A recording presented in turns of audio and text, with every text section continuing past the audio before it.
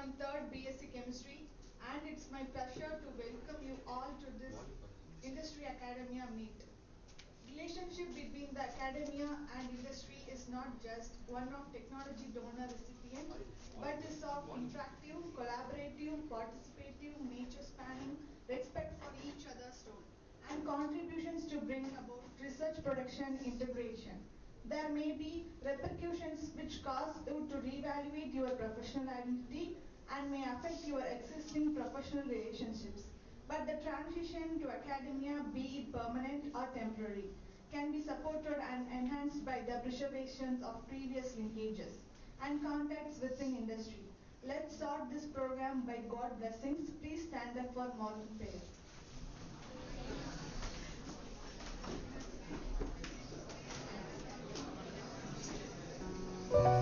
You are my hiding place.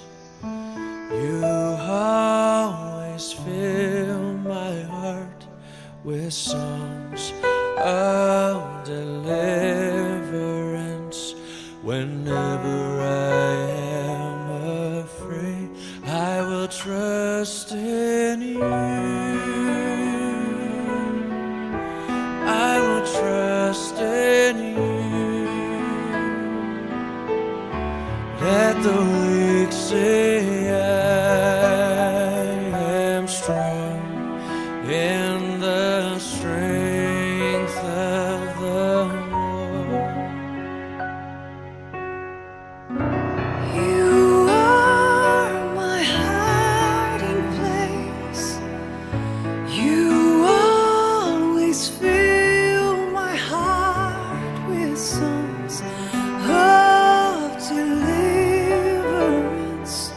Whenever I am afraid, I will trust in you. I will trust in you. Let the weak say I am strong in the strength of the Lord. I will trust in you.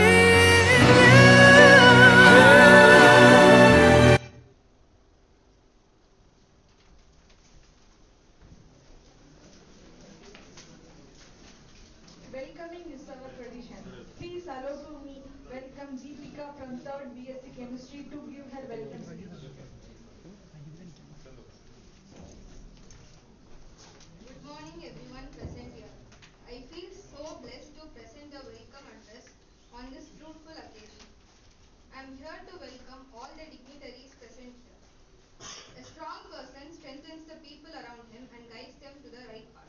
I welcome our one such personality, our head of the department, Dr. Xavier. I welcome you, sir.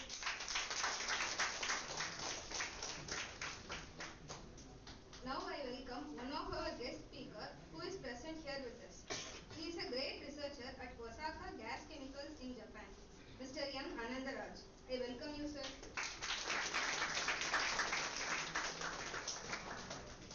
Now I welcome another guest speaker who is a software engineer in BIOVIA System Solutions Lab Private Limited, Bangalore, Dr. Sunil Kumar.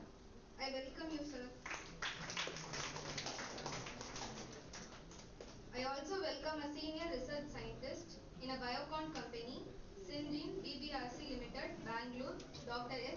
Antony Savarimuthu. He is also a guest speaker for today's event. I welcome you, sir.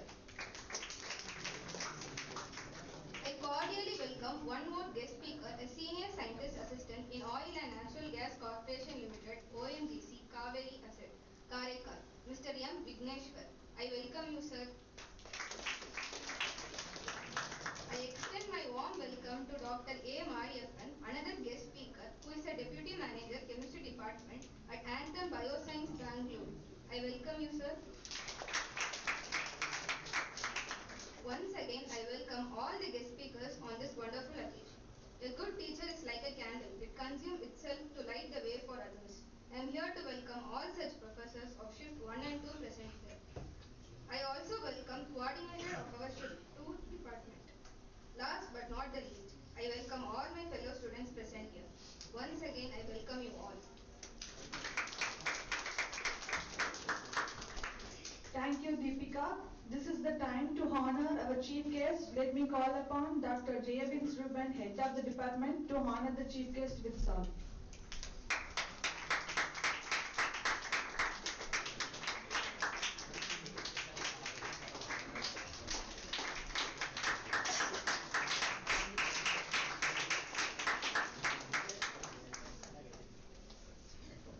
Thank you, sir. It gives me great pleasure to introduce the chief guest of this Industry Academia meet. We are honored this morning by the presence of Honorable Chief Guest M. Anantharaj, researcher in Osaka Gas Chemical, Japan. And he is our beloved alumni of our college. He did his schooling in Government Higher Secondary School, Mulekkaripatti. He did his bachelor degree in St. Xavier's College, Palayamkottai. He did his master's in Bharatiyar University. M. Anantharaj joined as Quality Controller Chemist at Nova Carbon India Private Limited, a subsidiary of Jacobi Carbons, which is undertaken by Osaka Gas Chemicals Japan and promoted as R&D Chemist. Executive Product Development, Product and Process Integration Engineer. Then he transferred to Osaka Gas Chemical and currently working as a researcher. Let us invite Mr. M. Anantharaj to step up on the stage and take in hand the gathering.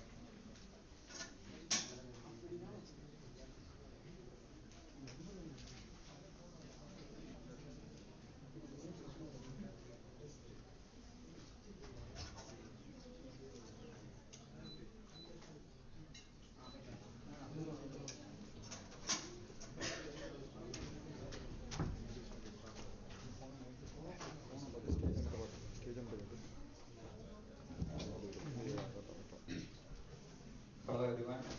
Good morning. First of all, the meeting invite பண்ணதுக்கு நம்ம chemistry department staffs எல்லாருக்கும் thank பண்ணிக்கிறேன்.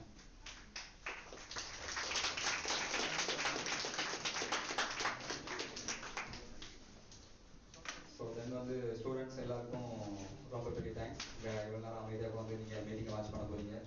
ரொம்ப thanks எல்லாருக்கும். So நம்ம டைரெக்டாக topic உள்ள பேர்லாம். இன்னைக்கு டாபிக் நான் ஒர்க் பண்ணுற ஃபீல்டு ஆக்டிவேட்டட் கார்பன். இந்த ஃபீல்டில் தான் நான் ஒர்க் பண்ணிட்டு இருக்கேன். ஒரு 5 வருஷத்துக்கு முன்னாடி ஆக்டிவேட்டட் கார்பன்னா என்னன்னு என்கிட்ட கேட்டால் எனக்கு ஒன்றுமே தெரியாது. ஏன்னா நம்ம படித்ததில் அவ்வளோ டீப்பாக இந்த ஆக்டிவேட்டட் கார்பனை பற்றி ரொம்ப டீட்டெயிலாக படிச்சிருக்க மாட்டோம். ஸோ நானும் ஒரு ஃப்ரெஷராக இந்த கார்பன் இண்டஸ்ட்ரியில் எதுவுமே தெரியாமல் தான் உள்ளே போனேன். இங்கே இருக்கிற யாருக்காவது ஆக்டிவேட்டட் கார்பனை பற்றி எதுவும் தெரியுமா? தெரிஞ்சே சொல்லலாம். நீங்க அதை பத்தி எது தெரிஞ்சாலும் சொல்லலாம். கேள்விப்பட்டிருக்கீங்களா? ஆக்டிவேட்டட் கார்பன் ஒரு பேராவது கேள்விப்பட்டிருக்கீங்களா? எதுக்கு யூஸ் பண்ணுவாங்கன்னு எதுவும் தெரியுமா? வேற அதோட ப்ராப்பர்ட்டி எதனால அது வந்து அவ்வளோ பெரிய அப்ளிகேஷன் அதுக்கு இருக்கு? ஸோ வந்து அப்சார்ப்ஷன் அதுதான் வந்து ஆக்டிவேட்டட் கார்பனோட மெயின் ப்ராப்பர்ட்டி. அதை வச்சு தான் இப்போ ரீசெண்டாக வந்து நிறைய அப்ளிகேஷன்ஸ் வந்து டெவலப் ஆகிட்டு இருக்கு. ஸோ அதை பற்றி ஆக்டிவேட்டட் கார்பன் வந்து எப்படி ப்ரொடியூஸ் பண்ணுறாங்க, அதோட அப்ளிகேஷன்ஸ் என்னென்ன, வேற நம்ம கெமிஸ்ட்ரி ஸ்டூடெண்ட்ஸ்க்கு வந்து அதில் எந்த மாதிரி ஒரு ஸ்கோப் இருக்கு, அதை பற்றி தான் இன்னைக்கு நம்ம மீட்டிங்கில் பேச போகிறோம். ஸோ இதான் இன்னைக்குள்ள மீட்டிங்கோட டாபிக். Next slide.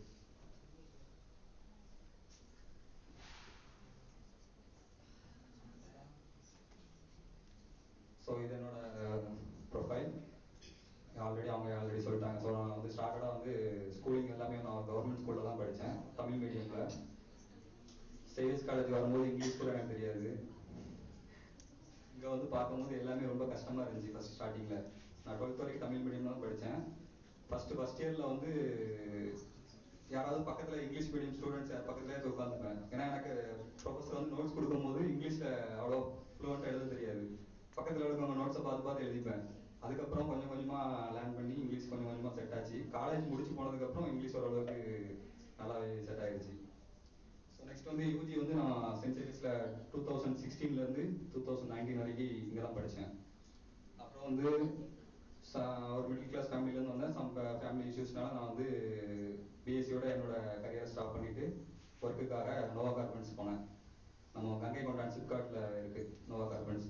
அங்கே ஒர்க் பண்ணிட்டு இருந்தேன். அங்கே ஸ்டார்டடாக வந்து ஒரு குவாலிட்டி கண்ட்ரோல் கெமிஸ்ட், அதாவது நம்ம ப்ராடக்ட்ஸ் எல்லாமே வெளியே ப்ரொடக்ஷனாக வெளியே வந்து அதோட குவாலிட்டி செக் பண்ணுற ஒரு டிபார்ட்மெண்ட், லேபு.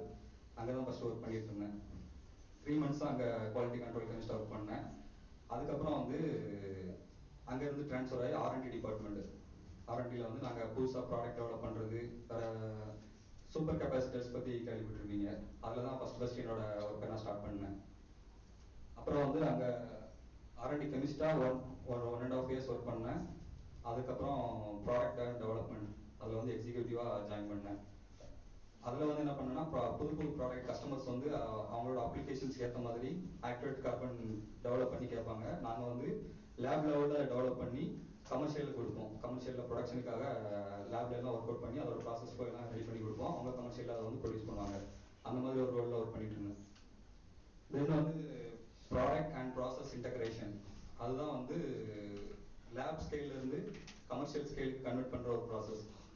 எல்லாத்தையுமே வந்து லேப் ஸ்கேலில் ஈஸியாக பண்ணிடலாம். ஆனால் கமர்ஷியலில் வந்து அதை பண்ணுறது வந்து ரொம்ப பெரிய விஷயம்.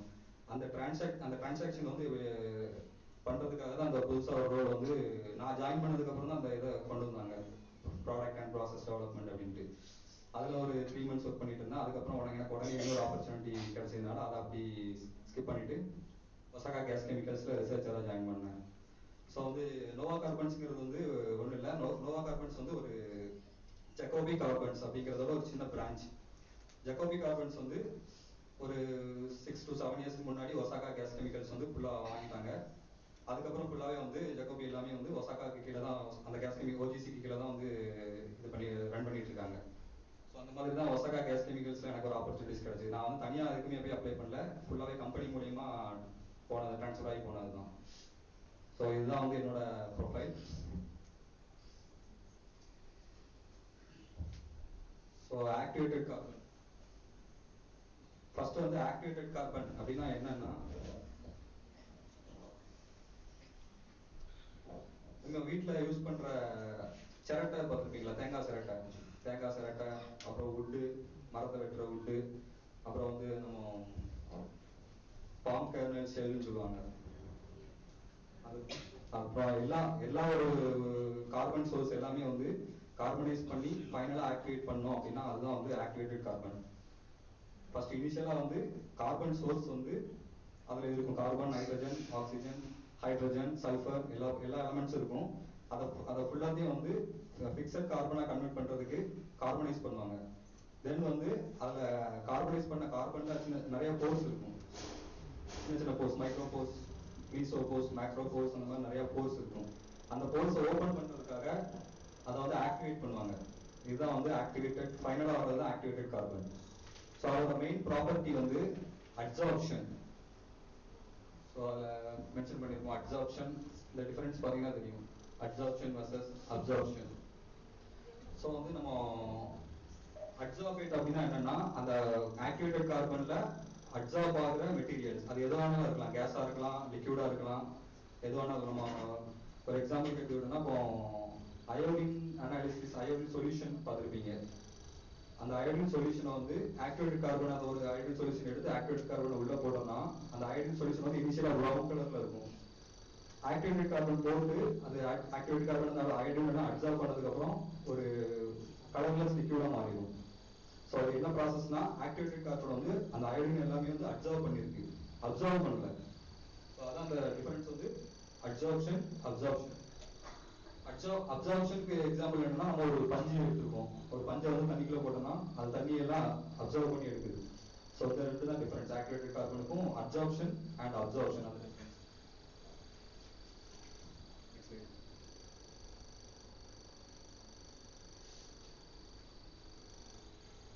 ஸோ இப்போ வந்து இண்டஸ்ட்ரியில் வந்து ஒரு ஆக்டிவேட்டட் கார்பன் எப்படி ப்ரொடியூஸ் பண்ணுறாங்க அதுதான் சிம்பிளாக எக்ஸ்பிளைன் பண்ணியிருக்கோம். இனிஷியல் வந்து ரா மெட்டீரியல் வந்து முன்னாடி சொன்ன மாதிரி ஒரு கார்பனைசஸ் சப்ஸ்டன்ஸாக இருக்கணும். அது எதுவாக வேணாலும் இருக்கலாம், கோகனட், வுட்டு, கோல், அக்ரிகல்ச்சரல் வேஸ்ட், ஆர்கானிக் வேஸ்ட், இந்த மாதிரி ஒரு கார்பன் இருக்கிற சப்ஸ்டன்ஸாக இருக்கணும். ஸோ அதுதான் வந்து இனிஷியலாக ரா மெட்டீரியல். ஃபர்ஸ்ட் ஸ்டார்டிங் வந்து ப்ராசஸ்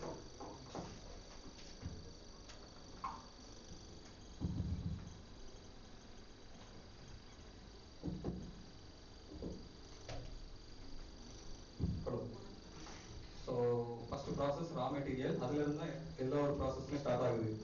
நம்ம ஒரு ப்ராடக்டை டெவலப் பண்ணணும்னா அதுக்கு முதல்ல தேவைப்படுறது வந்து ரா மெட்டீரியல், அதாவது மூலப்பொருள் அப்படின்னு சொல்லுவோம், ரா மெட்டீரியல்.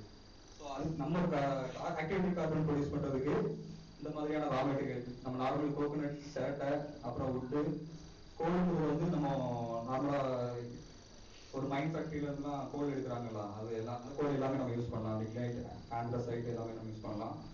ஸோ அப்புறம் வந்து அக்ரிகல்ச்சரல் வேஸ்ட், நம்ம நார்மலாக நெல், உமி அந்த மாதிரி, அப்புறம் வந்து பாதாமோட ஷெல்லு, அந்த மாதிரி எல்லாமே அக்ரிகல்ச்சரல் வேஸ்ட் நம்ம கார்பனாக கன்வெர்ட் பண்ணலாம்.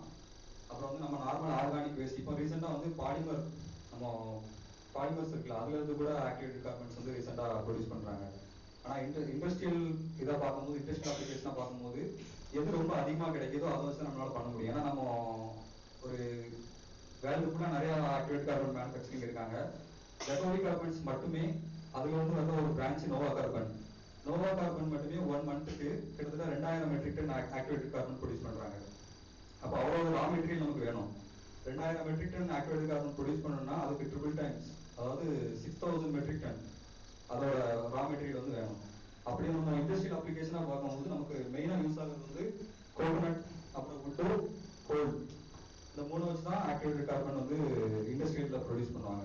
மற்றது எல்லாமே வந்து ஒரு காம்போசைட் பண்ணுவாங்க. நம்ம அக்ரிகல்ச்சரல் வேஸ்ட், அந்த மாதிரி பாலிமர்ஸ், அதுக்கப்புறம் அந்த மாதிரி ஆர்கானிக் வேஸ்ட் எல்லாமே வந்து நம்ம நார்மல் கோகனட், கோல் அந்த கார்பனோட மிக்ஸ் பண்ணி காம்போசைட் ப்ராடக்டா வெளியே கொடுப்பாங்க. ஏன்னா அது வந்து நமக்கு பெரிய அளவில் ரா மெட்டீரியல் கிடைக்காது. அதுதான் வந்து ரா மெட்டீரியல் தான் நமக்கு முதல் ப்ராசஸோட ஃபர்ஸ்ட். அந்த ரா மெட்டீரியல் என்ன பண்ணுவாங்கன்னா கார்பனைஸ் பண்ணுவாங்க. ஃபர்ஸ்ட் கார்பனைசேஷன் என்னன்னா, நம்ம இந்த மாதிரி ஒரு கிளன் இருக்கும், அந்த பிக்சர்ல இருக்கிறதான் இண்டஸ்ட்ரியில் இருக்கிற கிளன். அந்த கிளன்ல வந்து கார்பனை உள்ள போட்டு ஃபயர் பண்ணுவாங்க. ஓகேவா? ஃபயர் பண்ணி நார்மலா வந்து ஃபயர் பண்ணோம் அப்படின்னா உள்ள வந்து ஆக்சிஜன் எதுவும் இருந்துச்சுன்னா ஃபுல்லா ஃபயர் ஆகி நமக்கு ஃபைனலா ஆஷ் மட்டும் தான் கிடைக்கும். கார்பன் எல்லாமே வாலட்டைலா ரிமூவ் ஆயிரும். ஸோ என்ன பண்ணுவாங்கன்னா இன்டெட் அட்மாஸ்பியர் கிரியேட் பண்றதுக்காக நைட்ரஜன் கேஸ், அப்படி இல்லைன்னா ஸ்டீம் வந்து உள்ள பாஸ் பண்ணுவாங்க, ஃபுல்லா ஃபயர் ஆகிடக்கூடாது அப்படிங்கிறதுக்காக. அதெல்லாம் வந்து கார்பனைசேஷன். அது வந்து நம்ம அரௌண்ட் 500, 300 to 500 அந்த ரேஞ்சில் வந்து கார்பனைஸ் பண்ணிடுவாங்க ஒவ்வொரு ரா மெட்டீரியல் சோர்ஸை பொறுத்து. தென் வந்து கிரானுலேஷன். அந்த இப்போ ஃபார் எக்ஸாம்பிள் வந்து கோகனட்டை வந்து கார்பனைஸ் பண்றாங்கன்னா எல்லாமே ரொம்ப பெருசா இருக்கும், முழு சிரட்டியா வச்சு தான் கார்பனைஸ் பண்ணுவாங்க. ஸோ அதை வந்து பிரேக் பண்ணணும் கிளனுக்கு அனுப்புறதுக்கு முன்னாடி. ஏன்னா கிளன் வந்து கண்டினியூஸா ரொட்டேஷன்லேயே இருக்கும். ஸோ வந்து ஏதாவது இடையில போய் ஸ்ட்ரக் ஆகினா அந்த ஒரு போர்ஷன் ஃபுல்லாகவுமே வந்து ஆக்டிவேட் ஆகாம அப்படி கார்பனைஸ்ட் ரா மெட்டீரியல் தான் இருக்கும். ஸோ வந்து அதை வந்து சின்ன சின்ன பீஸா கட் பண்ணுவாங்க, கிரானுலேட் பண்ணுவாங்க. அந்த ப்ராசஸ் தான் கார்பனைசேஷன் முடிச்சதுக்கு அப்புறம் பண்ணுவாங்க, கிரானுலேஷன். ஸோ அந்த கிரானுலேட் பண்ண ஆக்டிவேட்டட் கார்பன் எல்லாமே வந்து நெக்ஸ்ட் ப்ராசஸ் ஆக்டிவேஷன். ஸோ ஆக்டிவேஷனில் வந்து 2 types ஆஃப் ஆக்டிவேஷன் இருக்குது. ஒன்று வந்து ஃபிசிக்கல் ஆக்டிவேஷன், இன்னொன்று கெமிக்கல் ஆக்டிவேஷன். நார்மலாக நம்ம இண்டஸ்ட்ரியில் பார்க்கும்போது ஃபிசிக்கல் ஆக்டிவேஷன் தான் ஃபஸ்ட்டு இது பண்ணுவாங்க. ஏன்னா வந்து கெமிக்கல் நம்மளுக்கே தெரியும், கெமிக்கல் ரொம்ப எக்ஸ்பென்சிவ், அதை வேஸ்ட் எல்லாம் ரிமூவ் பண்ணுறதுக்கு நிறையா ப்ரொசீஜர்ஸ் இருக்குது. ஆனால் வந்து ஃபிசிக்கல் ஆக்டிவேஷனில் வந்து எந்த ஒரு இதுவுமே இருக்காது. நம்ம நார்மலாக இந்த மாதிரி கிளைனில் வந்து ஆக்டிவேட் கார்பன் கொடுத்து உள்ள ஸ்டீம் பாஸ் பண்ணி ஒரு 900 டிகிரி அந்த டெம்பரேச்சர் 900 மேலே அபோவ் 900 டிகிரி அந்த இதில் வச்சு ஆக்டிவேட் பண்ணுவாங்க. அந்த ப்ராசஸில் என்ன ஆகும்னா அந்த ரா மெட்டீரியல் இருக்கிற போர்ஸ், இப்போ ஃபார் எக்ஸாம்பிள் கோகோனட் எடுத்துக்கிட்டோம்னா மெஜாரிட்டி ஆஃப் போர்ஸ் வந்து மைக்ரோ போர்ஸ் தான் இருக்கும். மைக்ரோ போர்ஸ் வந்து லெஸ் தென் 2 நானோமீட்டர் அந்த ரேஞ்சில் இருக்கும். மீசோ போர்ஸ் அப்படிங்கிறது வந்து 2 நானோமீட்டர் to 50 நானோமீட்டர் அந்த ரேஞ்சில் இருக்கும். அதுக்கு மேலே இருக்கிற எல்லாமே வந்து மேக்ரோ போர்ஸ் அப்படின்னு சொல்லுவாங்க. அந்த போர்ஸை வச்சு தான் அப்ளிகேஷனை ஃபிக்ஸ் பண்ணுவாங்க. இப்போ நம்ம லிக்விட் அப்ளிகேஷன், வாட்டர் அப்ளிகேஷன்ஸ்லாம் யூஸ் பண்ணுறது எல்லாமே பார்த்தீங்கன்னா மைக்ரோ போர்ஸ் அதிகமாக இருக்கிற ப்ராடக்ட் தான் யூஸ் பண்ணுவாங்க. ஏன்னா வந்து அந்த ஃபார் எக்ஸாம்பிள் இந்த லிக்விடில் இருக்கிற கலரை ரிமூவ் பண்ணுறதுக்கு, ஸ்மெல்லு ரிமூவ் பண்ணுறதுக்கு, டேஸ்ட் இன்க்ரீஸ் பண்ணுறதுக்கு, வாட்டர் பியூரிஃபையரில் இருக்கிற ஹெவி மெட்டல்ஸ்லாம் ரிமூவ் பண்ணுறதுக்கு, அதுக்கெல்லாம் வந்து மைக்ரோ போர்ஸ் இருக்கிற அப்ளிகேஷன் தான் யூஸ் ஆகும். அதுக்கு வந்து கோகோனட் தான் அதிகமாக யூஸ் பண்ணுவாங்க. ஸோ அப்போ என்ன நடக்கும்னா அந்த ஹை டெம்பரேச்சரில் ஸ்டீம் பாஸ் பண்ணும்போது அந்த மெட்டீரியலில் இருக்கிற போர்ஸ் எல்லாமே வந்து ஓப்பன் ஆகும். அந்த ஓப்பன் ஆக அந்த கான்டாக்ட் டைமுக்கு ஏற்ற மாதிரி அதோட ஆக்டிவேஷன் மாறும். ஸோ வந்து 30 மினிட்ஸ் ஆக்டிவேஷன் பண்ணாங்கன்னா அதை மெஷர் பண்ணுறதுக்கு வந்து அயோடின் நம்பர், மொலாசஸ் அப்சார்ப்ஷன், அப்புறம் வந்து சிடிசி, பியூட்டின் ஆக்டிவிட்டி, அந்த மாதிரி நிறையா மெஷர்மெண்ட்ஸ் இருக்குது. ஒவ்வொரு இது இப்போ ஃபார் எக்ஸாம்பிள் 70 சிடிசி அப்படின்னா 70 சிடிசி மெட்டீரியல், அப்புறம் 80 சிடிசி, 90, 100 அந்த மாதிரி கூட கூட அப்சார்ப்ஷன் வந்து அதிகமாகிட்டே இருக்கும். ஸோ நமக்கு ஹை அப்சார்ப்ஷன் வேணும் அப்படின்னா நம்மளோட ஆக்டிவேஷன் டைம் வந்து இன்க்ரீஸ் பண்ணணும். எவ்வளோ ஆக்டிவேஷன் டைம் இன்க்ரீஸ் பண்ணுறோமோ அதுக்கேற்ற மாதிரி நம்மளோட அப்சார்ப்ஷன் கெப்பாசிட்டி இன்க்ரீஸ் ஆகும். ஸோ அந்த ப்ராசஸ் எல்லாமே இந்த ஆக்டிவேஷனில் பண்ணுவாங்க. தென் வந்து கெமிக்கல் ஆக்டிவேஷனில் வந்து நார்மலாக அந்த மாதிரி டீஹைட்ரேட் ஏஜென்ட், ஏதாவது சல்ஃபோரிக் ஆசிட், பாஸ்பாரிக் ஆசிட், அப்புறம் சோடியம் ஹைட்ராக்சைடு, பொட்டாசியம் ஹைட்ராக்சைடு இந்த மாதிரி கெமிக்கல் யூஸ் பண்ணி தென் வந்து அந்த கெமிக்கல் வந்து சோக் பண்ணி ஒரு 1 day 2 day அந்த மாதிரி நம்ம எவ்வளோ அப்சார்ப்ஷன் கெப்பாசிட்டி இன்க்ரீஸ் பண்ணுவோம் அதுக்கேற்ற மாதிரி சோக்கிங் டைம் இன்க்ரீஸ் பண்ணி கெமிக்கல் கான்சன்ட்ரேஷன் இன்க்ரீஸ் பண்ணுவாங்க. ஸோ அந்த மாதிரி ப்ராசஸ்லாம் முடிச்சுட்டு ஃபைனலாக ஒரு 500 to 600 டிகிரி அந்த டெம்பரேச்சரில் ட்ரை பண்ணுவாங்க. ஸோ இதுதான் வந்து கெமிக்கல் ஆக்டிவேஷன். இது வந்து நிறையா கமர்ஷியல் அப்ளிகேஷன்ஸில் கெமிக்கல் ஆக்டிவேஷன் ப்ராடக்ட்ஸ் வந்து ரொம்ப பெருசாக யூஸ் பண்ண மாட்டாங்க. மெயினாக ஃபிசிக்கல் ஆக்டிவேஷன் தான் ஃபோக்கஸ் பண்ணாங்க எல்லாருமே. ஆனால் இன்னும் ஒரு சில கம்பெனிஸ் எல்லாமே கெமிக்கல் ஆக்டிவேஷன் பண்ணிட்டு இருக்காங்க. ஆனால் வந்து இந்த மாதிரி லார்ஜர் வால்யூம் வந்து பண்ண முடியாது அவங்களால. ஒரு 2 மெட்ரிக் டன் 3 மெட்ரிக் டன் அந்த மாதிரி பண்ணுவாங்க. ஸோ தென் வந்து ஆக்டிவேஷன் முடிச்சதுக்கப்புறம் போஸ்ட் ஆக்டிவேஷன், அதில் ஃபர்ஸ்ட் ப்ராசஸ் வந்து டீஸ்டோன் பண்ணுறது. ஸோ நம்ம ஆக்டிவேட் ஆகி வெளியே வர ப்ராடக்ட் எல்லாமே வந்து நிறையா சாண்டு, ஸ்டோன்ஸ் எல்லாமே அதிகமாக இருக்கும். ஸோ அதை ரிமூவ் பண்ணுறதுக்காக டீஸ்டோனர் அப்படின்னு ஒரு ப்ராசஸ் பண்ணுவாங்க. அப்புறம் ரெண்டாவது வந்து மேக்னெட்டிக் செப்பரேட்டர், அதில் இருக்கிற அயன் பார்ட்டிகல்ஸ் எல்லாமே ரிமூவ் பண்ணுறதுக்காக மேக்னெட்டிக் செப்பரேட்டர்னு ஒரு ப்ராசஸ் பண்ணுவாங்க. அண்ட் தென் வந்து டென்சிட்டி செப்பரேட்டர், இது வந்து ப்ராடக்டோட ஹோமோஜினிட்டி இன்க்ரீஸ் பண்ணுறதுக்காக ஒரே டென்சிட்டியில் ஒரு ப்ராடக்ட்டை மட்டும் கலெக்ட் பண்ணணும் அப்படிங்கிறதுக்காக டென்சிட்டி செப்பரேட்டர் யூஸ் பண்ணுவாங்க. நாலாவது வந்து chemical washing. So high purity activated carbon வேணும், ரொம்ப மெட்டல்ஸ் வந்து ரொம்ப கம்மியாக இருக்கும். ஏன்னா நம்ம ஆக்டிவேட்டட் கார்பன் நார்மலாகவே வந்து சோடியம், பொட்டாசியம், மெக்னீஷியம், கால்சியம் இந்த மாதிரி நிறைய மெட்டல்ஸ் இருக்கும், அயன். அந்த மெட்டல்ஸ்லாம் ரிமூவ் பண்ணுறதுக்கு என்ன பண்ணுவாங்கன்னா கெமிக்கல் வாஷிங் யூஸ் பண்ணுவாங்க. அதில் நிறைய டைப்ஸ் ஆஃப் வாஷிங் இருக்குது. ஹைட்ரோக்ளோரிக் ஆசிட் வச்சு பண்ணுவாங்க, சல்ஃபூரிக் ஆசிட் பண்ணுவாங்க, சோடியம் ஹைட்ராக்சைடு, இந்த மாதிரி நிறைய ஆக்டிவேட்டட் கார்பன் வந்து வாஷ் பண்ணி அதோட மெட்டல்ஸ் எல்லாம் ரீச் அவுட் பண்ணுறதுக்காக கெமிக்கல் வாஷிங் யூஸ் பண்ணுவாங்க. அப்புறம் வந்து வாட்டர் அப்ளிகேஷனில் யூஸ் பண்ணும்போது நம்மளோட ப்ராடக்ட் வந்து நியூட்ரல் பிஹெச்ல இருக்கணும். நார்மலாக ஆக்டிவேட்டட் கார்பன் ஆக்டிவேட் ஆகி வெளியே வரும்போது பிஹெச் வந்து அபோவ் 9 இருக்கும், பேசிக்ல இருக்கும். அதை நியூட்ரல் பண்ணுறதுக்காகவும் ஆசிட் வச்சு வாஷ் பண்ணி நியூட்ரல் பண்ணுவாங்க. அதுக்கு தான் அந்த கெமிக்கல் வாஷிங் எல்லாமே யூஸ் பண்ணுறாங்க.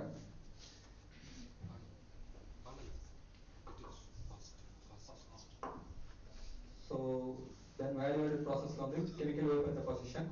இது என்னன்னா நம்ம ஆக்டிவேட்டட் கார்பன்ல இன்னொரு எலமெண்ட், புதுசாக ஒரு எலமெண்ட் டோப் பண்ணுறதுக்காக, ஃபார் எக்ஸாம்பிள் நைட்ரஜன் அந்த மாதிரிலாம் ஒரு அப்ளிகேஷன் யூஸ் பண்ணும்போது ஒரு இனட் அட்மாஸ்பியர் வேணும் அப்படிங்காக நைட்ரஜனை டோப் பண்ணுவாங்க. ஸோ அதுக்காக கெமிக்கல் வேப்பர் டெபாசிஷன் ஒரு ப்ராசஸ் வந்து எல்லா இண்டஸ்ட்ரியும் யூஸ் பண்ணுவாங்க. தென் ஹீட் ட்ரீட்மெண்ட்னா நத்திங் பட் கிளேனில் ஆக்டிவேட் பண்ணுற மாதிரி தான். ஆக்டிவேட் ஆகி வெளியே வந்த மெட்டீரியலை திரும்பவும் ஹீட் ட்ரீட் பண்ணி இதில் வந்து நைட்ரஜன் கேஸ் பாஸ் பண்ணி அதோட சர்ஃபேஸ் ஃபங்க்ஷனல் குரூப்ஸ் எல்லாம் ரிமூவ் பண்ணுறதுக்காக ஹீட் ட்ரீட்மெண்ட் பண்ணுவாங்க. லாஸ்ட்டாக வந்து பல்வரைசர், நம்ம பவுடர் டைப்பில் நிறைய ப்ராடக்ட் வேணும் அப்படிங்காக எல்லா எல்லாத்தையும் பல்வரைஸ் பண்ணி பவுடராக கன்வெர்ட் பண்ணுறதுக்கு இந்த பல்வரைசர் யூஸ் பண்ணுவாங்க. ஸோ அந்த ஃபர்ஸ்ட் இதில் அந்த ஹீட் ட்ரீட்மெண்ட் ஃபர்னேஸ் இருக்குல்ல, இதுதான் வந்து நம்ம நார்மல் ஹீட் ட்ரீட்மெண்ட் பண்ணுற ஃபர்னேஸு. அதில் ஒரு எண்டில் வந்து நைட்ரஜன் பாஸ் பண்ணுறதுக்கு இருக்கும், இன்னொரு எண்டில் ஃப்ளூ கேஸ் போகிறதுக்கு ஒன்று இருக்கும். நடுவில் தான் நம்ம ஆக்டிவேட்டட் கார்பன் எல்லாமே இருக்கும். இதில் வீல் பிளண்டர் இது வந்து இருக்குன்னா உள்ள கார்பன் உள்ளே போட்டு இது பிளண்ட் ஆகிட்டே இருக்கும். கெமிக்கலோட அந்த கெமிக்கல் வேப்பர் டெபாசிஷன் பண்ணுறதுக்காக யூஸ் பண்ணுற ஒரு எக்யூப்மெண்ட் இதுதான். ஸோ ஃபைனலாக வந்து ஆக்டிவேட் பண்ணி வர ப்ராடக்ட்டை அனாலிசிஸ் பண்ணணும். அதோட அப்ளிகேஷன்ஸ்க்கு ஏற்ற மாதிரி கஸ்டமர்ஸ் வந்து நமக்கு ஸ்பெசிஃபிகேஷன் கொடுப்பாங்க. எனக்கு வந்து இவ்வளோ சிடிசி வேணும், இவ்வளோ அயோடின் அப்சார்ப்ஷன் எனக்கு இருக்கிற மாதிரி கார்பன் வேணும், இந்த சைஸில் வேணும், அந்த மாதிரி நிறையா ஸ்பெக் இருக்கும் ஒவ்வொரு ப்ராடக்ட்டுக்கும். அதை வந்து நம்ம அனலைஸ் பண்ணி நமக்கு அவங்களுக்கு ஒரு சர்டிஃபிகேட் கொடுக்கணும். அதுக்காக தான் அந்த குவாலிட்டி அனாலிசிஸ். ஸோ இதில் வந்து பிசிக்கல் அனாலிசிஸ் வந்து நம்ம நார்மலாக ஆக்டிவேட் கார்பனில் இருக்கிற மாய்ஸ்சர் செக் பண்ணுறது, டென்சிட்டி. சிடிசிங்கிறது வந்து கார்பன் டெட்ரோக்ளோரைட், அதோட எவ்வளோ ஆக்டிவிட்டி, அதோட ஆக்டிவிட்டி செக் பண்ணுற ஒரு மெஷர்மெண்ட். பியூட்டைன் ஆக்டிவிட்டி வந்து அதுதான். கார்பன் டெட்ரோக்ளோரைட் வந்து இப்போ கவர்மெண்ட் வந்து பேன் பண்ணிட்டாங்க. அதனால பியூட்டைன் யூஸ் பண்ணி அதை வந்து ஃபேக்டரால மல்டிப்ளை பண்ணி கார்பன் டெட்ரோக்ளோரைட் கன்வெர்ட் பண்ணிடுவாங்க. இப்போ யாரும் கார்பன் டெட்ரோக்ளோரைட் யூஸ் பண்ணுறது கிடையாது. ஃபுல்லாகவே பியூட்டைன் கேஸ் பாஸ் பண்ணி அதோட சப்ஸ்டன்ஸ் செக் பண்ணிட்டு அதை வந்து கன்வெர்ட் பண்ணி சிடிசியாக மாற்றிடுவாங்க. ஸோ தென் வந்து அதில் இருக்கிற வாலட்டைல் கண்டென்ட் எவ்வளோ இருக்குது, அப்புறம் வந்து அதில் எவ்வளோ ஆஷ் இருக்குது. ஆஷ்ங்கிறது அதில் உள்ள மெட்டல்ஸ் சிலிக்கா அந்த மாதிரி உள்ள சாண்ட் பார்ட்டிகல்ஸ் அது எல்லாமே ஆஷாக ஃபைனலாக இருக்கும். அது எவ்வளோ ஆஷ் இருக்குங்கிறது மெஷர் பண்ணுவாங்க. அப்புறம் வந்து பார்ட்டிகல் சைஸ், அதோட பவுடர் ஃபார்ம்ல இருந்துச்சுன்னா அது ஒரு பார்ட்டிகல் சைஸ் எவ்வளோ இருக்குன்னு சொல்றது செக் பண்ணுறதுக்காக அதில் அந்த பார்ட்டிகல் சைஸ் அனலைசர் இந்த ஃபைனல் ஃபோட்டோ இருக்கும், அதை வச்சு செக் பண்ணுவாங்க அதோட பார்ட்டிகல் சைஸ் எவ்வளோ இருக்குன்னு. அப்புறம் இன்ஸ்ட்ருமெண்ட்டாக பார்க்கும்போது மெட்டல் அனாலிசிஸ்க்கு நம்ம ஐசிபி ஓஎஸ் யூஸ் பண்ணுவோம். நம்ம நோவா கார்பன்ஸ்ல அந்த எக்யூப்மெண்ட் இருக்கு. Inductive coupled plasma, optical emission spectroscopy. அப்புறம் வந்து ஐசிபி எம்எஸ் யூஸ் பண்ணுவாங்க. அது வந்து ஐசிபி ஓஎஸ் வந்து நார்மலாக நம்ம மில்லிகிராம் பெர் கிலோகிராம் பிபிஎம் லெவல்ஸ்ல யூஸ் பண்ணுற அனலைஸ் பண்ணுற எல்லாமே ஐசிபி ஓஎஸ்ல பண்ணுவாங்க.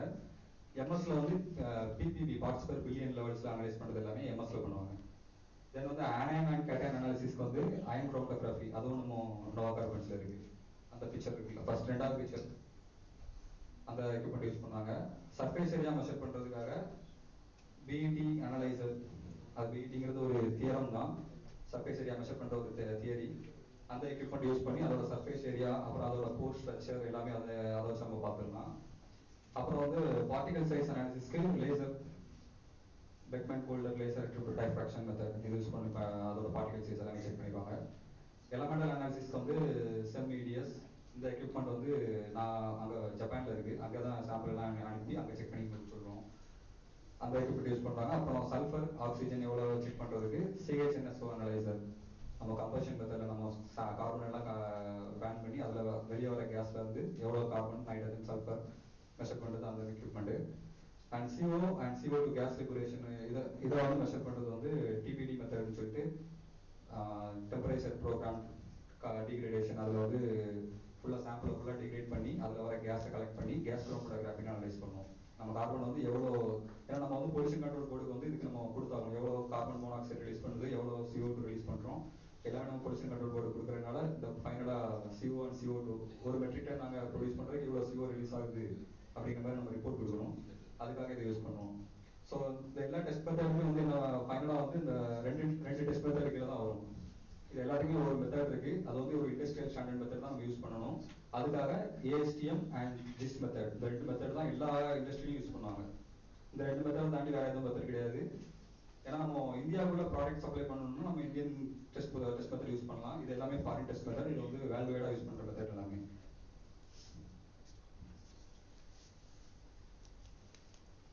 ஸோ நம்ம கார்பனோட அப்ளிகேஷன்ஸ் வந்து ஃபர்ஸ்ட் வாட்டர் அப்ளிகேஷன். அதில் வந்து நம்ம கலர் ரிமூவ் பண்ணலாம், வேற வாட்டரில் இருக்கிற ஆடர் ஸ்மெல் அதெல்லாம் ரிமூவ் பண்ணுறதுக்கு ஆக்டிவேட்டட் கார்பன் யூஸ் பண்ணுவோம். தென் வந்து அதில் PFOs அண்ட் PFOA இந்த மாதிரி பெர்ஃப்ளூரோ ஆக்டைன் சல்ஃபனைட், பெர்ஃப்ளூரோ ஆக்டோனிக் ஆசிட் இதை ரிமூவ் பண்ணுறதுக்கும் ஆக்டிவேட்டட் கார்பன் யூஸ் பண்ணுறோம். அப்புறம் வந்து குளோரினேட்டட் ஹைட்ரோ கார்பன்ஸ் நம்ம வாட்டரில் அதிகமாக இருக்கும், ட்ரிங்கிங் வாட்டரில் வேற முனிசிபல் வாட்டர் அது எல்லாமே இருக்கும், அதை ரிமூவ் பண்ணுறதுக்கும் ஆக்டிவேட்டட் கார்பன் யூஸ் பண்ணுவாங்க. தென் வந்து pesticides, heavy metals removal, micro organisms இது எல்லாமே வந்து ட்ரிங்கிங் வாட்டர், இண்டஸ்ட்ரியில இருந்து வெளியே வர வேஸ்ட் வாட்டர், அப்புறம் முனிசிபல் வாட்டர், கிரவுண்ட் வாட்டர் இது எல்லாத்துலேயுமே வந்து ஆக்டிவேட்டட் கார்பன் யூஸ் பண்ணுவாங்க. அப்புறம் ஏர் அண்ட் கேஸ் பியூரிஃபிகேஷன்ல sulphur H2S hydrogen sulphate remove பண்ணுறதுக்கு, அப்புறம் அதர் வாலட்டரி கண்டென்ட்ஸ் எதுவும் இருந்துச்சுன்னா அதில் ஏர்லேருந்து ரிமூவ் பண்ணுறதுக்கு ஏர் ஃபில்டர்ஸில் ஆக்டிவேட்டட் கார்பன் யூஸ் பண்ணுவாங்க. And then precious metal recovery, இப்போ நம்ம கோல்டு மைனிங் அந்த மாதிரி இண்டஸ்ட்ரியில் வந்து ஆக்டிவேட்டட் கார்பனை வந்து அந்த மைனிங்கில் ரிமூவ் ஆகிற கோல்டு பார்ட்டிகல்ஸ் எல்லாம் ரெக்கவர் பண்ணுறதுக்காக ஆக்டிவேட்டட் கார்பன்ஸ் யூஸ் பண்ணாங்க. இதுதான் வந்து ரொம்ப பெரிய அளவில் ஆக்டிவேட்டட் கார்பன் சேல் ஆகிற இண்டஸ்ட்ரி வந்து இந்த கோல்டு ரெக்கவரி தான். அப்புறம் ஃபுட் அண்ட் பெவரேஜஸில் வந்து டீகலரேஷன், அப்புறம் டீஆர்டரைசேஷன், டீகாஃபினேஷன், அப்புறம் purification of wine, beer, tea, coffee, soft drinks, அப்புறம் ஆயில், ஸ்வீட்னஸ், இது எல்லாத்துலேயுமே வந்து இந்த டீகலரைசேஷன், அந்த டீகாஃபினேஷன், பியூரிஃபிகேஷன் பண்ணுறதுக்காக ஆக்டிவேட்டட் கார்பன் யூஸ் பண்ணுவாங்க. அப்புறம் இப்போ சூப்பர் கெப்பாசிட்டர் வந்து இப்போ ரீசெண்டாக ஒரு 10 இயர்ஸாக வந்து டெவலப் ஆகிட்டு இருக்க ஒரு ஃபீல்டு. நம்ம நார்மலாக வெஹிக்கிள்ஸில் பேட்டரி யூஸ் பண்ணுறதுக்காக ஆக்டிவேட்டட் கார்பன் யூஸ் பண்ணி பேட்டரி ரெடி பண்ணுவாங்க. அதில் வந்து நம்ம ஆக்டிவேட்டட் கார்பன் வந்து ரொம்ப ஹை சர்ஃபேஸ் ஏரியா உள்ள ஆக்டிவேட்டட் கார்பன் வந்து எனர்ஜி ஸ்டோரேஜுக்காக இப்போ ரீசெண்ட் அப்ளிகேஷனாக யூஸ் ஆகிட்டு இருக்கு. ஸோ இப்போ இது ரொம்ப பெருசாக டெவலப் ஆகிட்டு இருக்கு. இன்னும் கொஞ்ச நாளில் வந்து வெஹிக்கிள்ஸ் எல்லாமே வர்றதுனால இதுலேயும் ஒரு ஸ்கோப் இருக்குது ஆக்டிவேட்டட் கார்பனில்.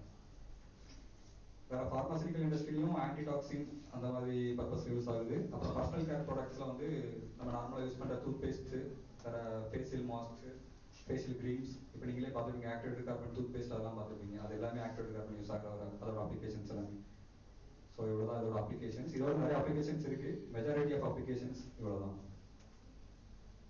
ஸோ இது வரைக்கும் வந்து நம்ம பார்த்தது எல்லாமே வந்து அந்த இண்டஸ்ட்ரியில் எப்படி நம்ம ஆக்டிவேட்டட் கார்பன் ப்ரொடியூஸ் பண்ணுறாங்க, அதோட அப்ளிகேஷன்ஸ் என்ன, அதெல்லாம் பார்த்துருந்தோம். இப்போ வந்து ஒரு அந்த இண்டஸ்ட்ரியில் இல்லை வேற ஏதோ ஒரு இண்டஸ்ட்ரியில் நீங்கள் வந்து இப்போ கெமிஸ்ட்ரி முடிச்சுட்டு வெளியே வந்ததுக்கப்புறம் என்ன பண்ணணும்னே தெரியாமல் நிறைய பேர் இருப்பீங்க. நானும் அதே மாதிரி தான் உங்களை மாதிரி இருக்கும்போது அடுத்து என்ன பண்ண போகிறோம்னு தெரியாமல் இருந்தோம். வெளியே வந்ததுக்கு அப்புறம் தான் லைஃபே வந்து டோட்டலாக சேஞ்ச் ஆயிடுச்சு. காலேஜுக்குள்ள இருக்கிறதுக்கு ரொம்ப ஜாலியாக அப்படி சுற்றிட்டே இருந்தோம். வெளியே வந்ததுக்கப்புறம் ஒரு வேலை இல்லைன்னு வச்சுக்கோங்க, யாருமே மதிக்க மாட்டாங்க. அதான் உண்மை. படிப்பு முடிச்சு நான் வெளியே வந்ததுக்கப்புறம் எங்கள் அப்பா என்கிட்ட கேட்ட முதல் கேள்வி அதுதான், நீ என்ன பண்ண போற, வீட்டில் இருக்க போறியா, வேலைக்கு போக போறியா? வீட்டில் இருக்கிறதா எங்கேயா வெளியே போயிரு, கொத்து வேலைக்கோ கூலி வேலைக்கோ போய் காசு சம்பாதிச்சு வீட்டுக்கு போடு. வெளியே போக போறேன்னா என்னால் முடிஞ்ச காசு தரேன், நீ போய் வேலையை பார்த்துக்கோ, அதுக்கப்புறம் உன் லைஃப் நீ பார்த்துக்கோ, எனக்கு எதுவும் தர வேண்டாம் அப்படின்னு எங்கள் அப்பா ஒரே வாரத்தில் முடிச்சிட்டாங்க. நான் வெளியே வந்து கரெக்டாக 1 month வந்து வேலை தேடி அலைஞ்சேன். நம்ம லோக்கலில் சென்னையில் எம்ஆர்எஃப்லாம் இன்டர்வியூ அட்டன் பண்ணியிருந்தேன். வெளியே வேலை தேடி அலைஞ்சிட்டு இருந்தேன். அந்த டைமில் வந்து நோவா கார்பன்ஸ் வந்து எனக்கு கிடச்சிது, ஒரு வேலை கிடச்சிது. நான் அப்போ சரி ஓகே அப்படின்னு சொல்லிட்டு அதில் ஜாயின் பண்ணி அப்புறம் என்னோட லைஃப்லாம் இப்படி மாறி இப்போ அந்த பொசிஷனில் இருக்கிறேன். ஸோ அதே தான் உங்களுக்கும் அதே நிலைமையில தான் இருப்பீங்க. முக்கால்வாசி பேர் வந்து மேக்ஸிமம் பசங்க வந்து நிறைய பேர் அடுத்து என்ன பண்ண போகிறோம், நம்ம லைஃப் என்ன பண்ண போகிறோம் தெரியாமல் இருப்பீங்க. ஸோ வந்து அவங்களுக்கு இந்த மீட்டிங்கோட ஸ்கோப்பே வந்து ஒரு ஸ்லைடு தான். இவெல்லாம் நான் பேசுனது எல்லாமே வந்து என்னோட எக்ஸ்பீரியன்ஸ், என்னோட கரியர் எப்படி நான் கொண்டு போனேன், அதில் உங்களுக்கு என்னென்ன ஃபீல்டு இருக்குது அதை பற்றி சொல்லிட்டு இருந்தேன். இதில் தான் வந்து இந்த மீட்டிங்கோட ஃபுல் ஸ்கோப்புமே இருக்குது. ஸோ வந்து நீங்கள் காலேஜ் முடிச்சுட்டு வெளியே வரீங்க, ஃபஸ்ட்டு வந்து உங்களுக்கு உங்களோட ப்ரொஃபஷன் என்ன அப்படிங்கிறது நீங்கள் முடிவு பண்ணணும். ஸோ நீங்கள் வந்து ஒரு டீச்சிங் ஃபீல்டு போகிறீங்களா? நம்ம கெமிஸ்ட்ரி முடிச்சுட்டு நார்மலாக எல்லாரும் பண்ணுறது வந்து ஒரு பிஎட் முடிச்சுட்டு டீச்சராக போயிடுவாங்க. ஸ்கூல் டீச்சர், காலேஜ் ப்ரொஃபஸர் அந்த மாதிரி போவாங்க. இல்லை அப்படின்னா ஏதோ ஒரு அகாடமியில் coaching academy, NEET coaching academy, வேறு டிஎன்பிசி அகாடமி அந்த மாதிரி ஒரு டீச்சிங் ப்ரொஃபஷன் போவாங்க. அப்புறம் வந்து நம்ம நிறைய பேர் வீட்டில் பிஸ்னஸ் பண்ணுறதுக்கும் ஒரு வாய்ப்பு இருக்கும், அவங்க பிஸ்னஸ் பண்ணுவாங்க. ஸோ ரிமைனிங்காக இருக்கிற எல்லாருமே வந்து இண்டஸ்ட்ரியல் ஓரியண்டாக போகிறோம்னு தான் நிறைய பேர் இருப்பாங்க. ஏன்னா நானே இப்போ தான் ஃபஸ்ட் டைம் ஸ்டேஜ் ஏறி பேசிகிட்டு இருக்கேன். எனக்கு டீச்சிங் ப்ரொஃபஷன்லாம் செட் ஆகாது, நம்ம யாரும் முன்னாடி பேசுனதும் கிடையாது. அதனால் நான் எனக்கு பெரும்பாலும் டீச்சிங் ப்ரொஃபஷன் வந்து பசங்க நிறைய பேர் லைக் பண்ண மாட்டாங்கன்னு நான் நினைக்கிறேன். பொண்ணுங்க டீச்சிங் போவாங்க. பசங்களை பொறுத்தளவுக்கு இண்டஸ்ட்ரியில் நமக்கு என்ன ஒரு ஆப்பர்ச்சுனிட்டி இருக்குன்னு எதிர்பார்த்துட்டு இருக்கோம். ஸோ வந்து நீங்கள் அதை தான் ஃபஸ்ட்டு நீங்கள் டிசைட் பண்ணணும். நம்ம வந்து என்ன ப்ரொஃபஷன் போக போகிறோம், உங்களோட ஸ்கில் என்ன, உங்களோட டேலண்ட் என்ன, உங்களுக்கு டீச்சிங் பிடிக்குமா, வேறு ஒர்க் பண்ணுறது பிடிக்குமா, பிஸ்னஸ் பண்ணுறது பிடிக்குமா, அதை நீங்கள் ஒரு ஃபிக்ஸ் பண்ணிக்கோங்க. அதுதான் வந்து ஃபஸ்ட்டு டிசிஷன். அதுதான் ஒருவேளை நீங்கள் இண்டஸ்ட்ரி செலக்ட் பண்ணுறீங்க அப்படின்னா ரெண்டாவது செலெக்ஷன் ஆஃப் இண்டஸ்ட்ரி, எப்படிப்பட்ட இண்டஸ்ட்ரியாக இருக்கணும் அப்படிங்கிறது வந்து ஒரு ரொம்ப முக்கியமான ஒரு விஷயம். ஏன்னா எங்கள் கிளாஸில் வந்து மொத்தம் 22 பாய்ஸ் நாங்கள் படித்தோம்.